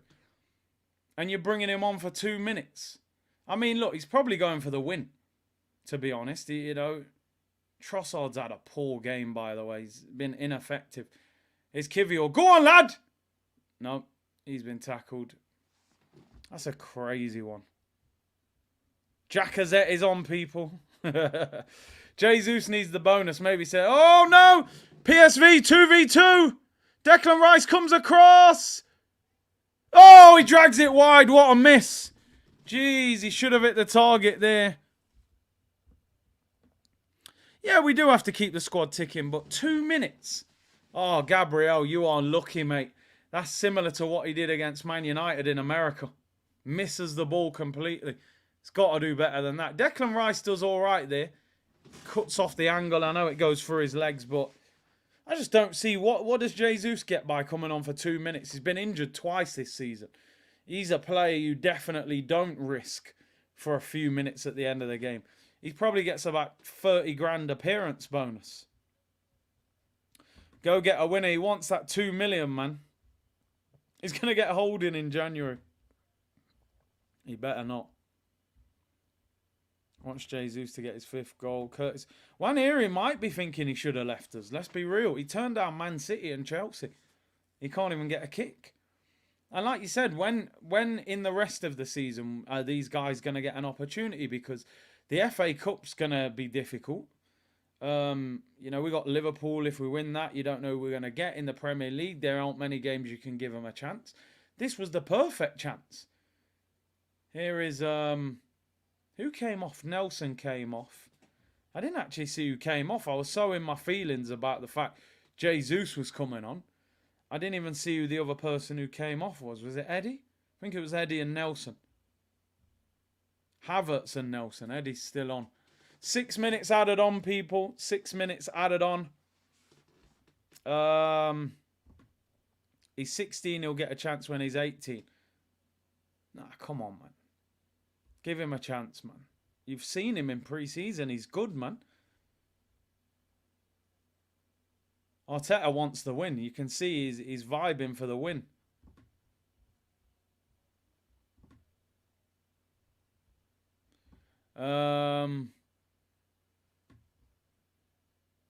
Jesus wins the header and Ketia looking for Smith Rowe. We have got 4.5 minutes to go of time added on, people. Just want to big you all up for tuning in today. Really appreciate it. I'll be back at 2 p.m. tomorrow. Flight Mode said, Arteta reminds me of Mourinho when it comes to playing youngsters. So demoralising for the young bucks. And you would think, wouldn't you, that he would want to play young players. I see Pep, you know, Pep. Look how much Pep plays Rico Lewis. They got that young guy, Oscar Bob. You know, he seems to like young players. The way he brought Foden through and Arsenal, you would think we would bring even more through because we don't have the money of Man City. Vegas Gunner said, thought we had the best director. This bench and group of deadwood loaned into the wilderness. The club was too cheap to keep Tierney for depth, says Vegas Gunner. I wonder if there's a recall clause on Kieran Tierney's loan. That would be interesting to know. I doubt it. Highbury's local badger said, Arteta is trash. The game is trash. I'm not even drunk. I'm watching this sober in 4K. I believe it or not, I got a confession. I don't even drink alcohol, but Arteta is leading me to it. Jesus. They look peed off on the bench. The thing is, yeah, you can imagine, innit? You're a young player. You get picked for the Champions League squad. You let your family know. You're buzzing, innit? I'm going to Eindhoven. I'm on the bench. It's a dead rubber. I've got a chance. Just give me 10 minutes. Just to say I've made that appearance. You got 3 of the youngsters on the bench. And not one of them. I just, come on, surely. Some people say it's not that big a deal. You know, we're trying to win the game, so what? And I get it. I just think psychologically it sends a great message out to that academy. If you're looking at the TV tonight at home and you're seeing Waneri come on, even if he comes on for 10 minutes, 5 minutes, it sends out a great message, you know? And remember, it was Emery that brought through your Sakas and your Martinellis and your Smith Rowes. He started their journeys at Arsenal, really. So it's something I would have liked to have seen Arteta do. I think he's missed an opportunity there. But hey, it is what it is. He's probably saying he looks like he's trying to win the game. And if you're trying to win the game, you are going to bring on your, more experienced players. But we've got 2 minutes to go, people. Aaron Ramsdale on the ball. Would have been nice for him to keep a clean sheet. It was a great finish. Nothing he could do about it. He made a fantastic save, though. Late in the second half. Here's Eddie Nketiah. Can we find a late winner? I don't think Smith Rowe's hardly touched the ball. Jorginho loses it. Here is Smith Rowe. Keeps the ball. Good little 1-2. Odegaard. Ping that out wide. Oh, he goes the other way. Here's Smith Rowe on the half turn. Can we get a late winner? Minute and a half to go. Smith Rowe. Little 1-2. Gabriel Jesus gets tackled. Loses the ball. PSV on the break. Ball over the top. I tell you what, Gabriel's had a tough game. He's played pretty well, but it's been a real battle for him. Big C, would you take John McGinn? Do you know what? He's a good player, you know. He's better than Fabio Vieira. He's just not a player that I would target. I would like to get somebody better than that. No disrespect to him, but he's good. He is good. I only give respect to Nelson. Nelson's done well. Ramsdale and Nelson deserve credit for me. I think they've both had good games. Out of the rest, what is that? Smith Rowe. Shot saved by Ramsdale. Boy, Smith Rowe, you keep doing that, bro. He'll sell you real quick. You cannot pass the ball across your own midfield in your own half. And then he's just sliced the ball in the air. Jesus. He's got away with that. Eddie somehow got it. It was a poor pass as well. He looks rusty as hell, man. He's WD-40. Here is Smith Rowe. Plays a little 1-2. Last chance. 20 seconds to go. Ben White. Get it in the box. It's a poor. It goes out for a throw-in. The ref might blow full time. 10 seconds to go. Oh, my God. No, Kivior got the dirtiest... Nah, they're violating, man. They're violating. What are they doing to Kivior? They got no... He's been nutmegged now, man. They don't rate him. Oh! Here's a chance to win it! Yo! Odegaard hits it straight at the keeper! Oh! And Kivior puts it over the bar. How have we not won the game in the last minute? Why is Nketiah moaning? It was Trossard, in fact. Nah, come on, Eddie. You don't pass that. You're 9 yards out. Trossard has to score. Full-time whistle goes. Trossard, you got to score that, man. Should have been the winner. Full-time.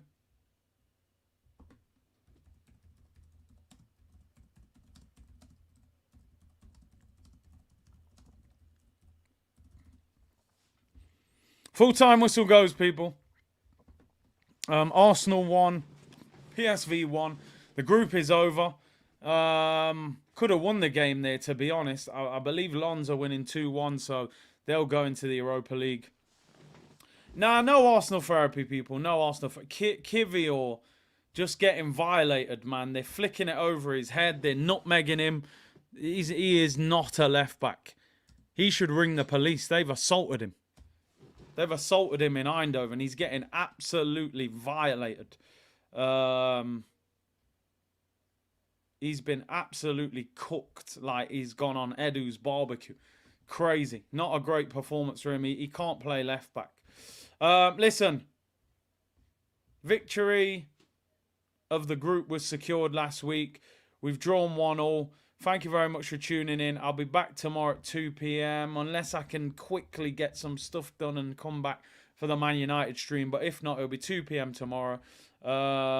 Big up to everyone for tuning in. And I will see you at 2 p.m. tomorrow, people.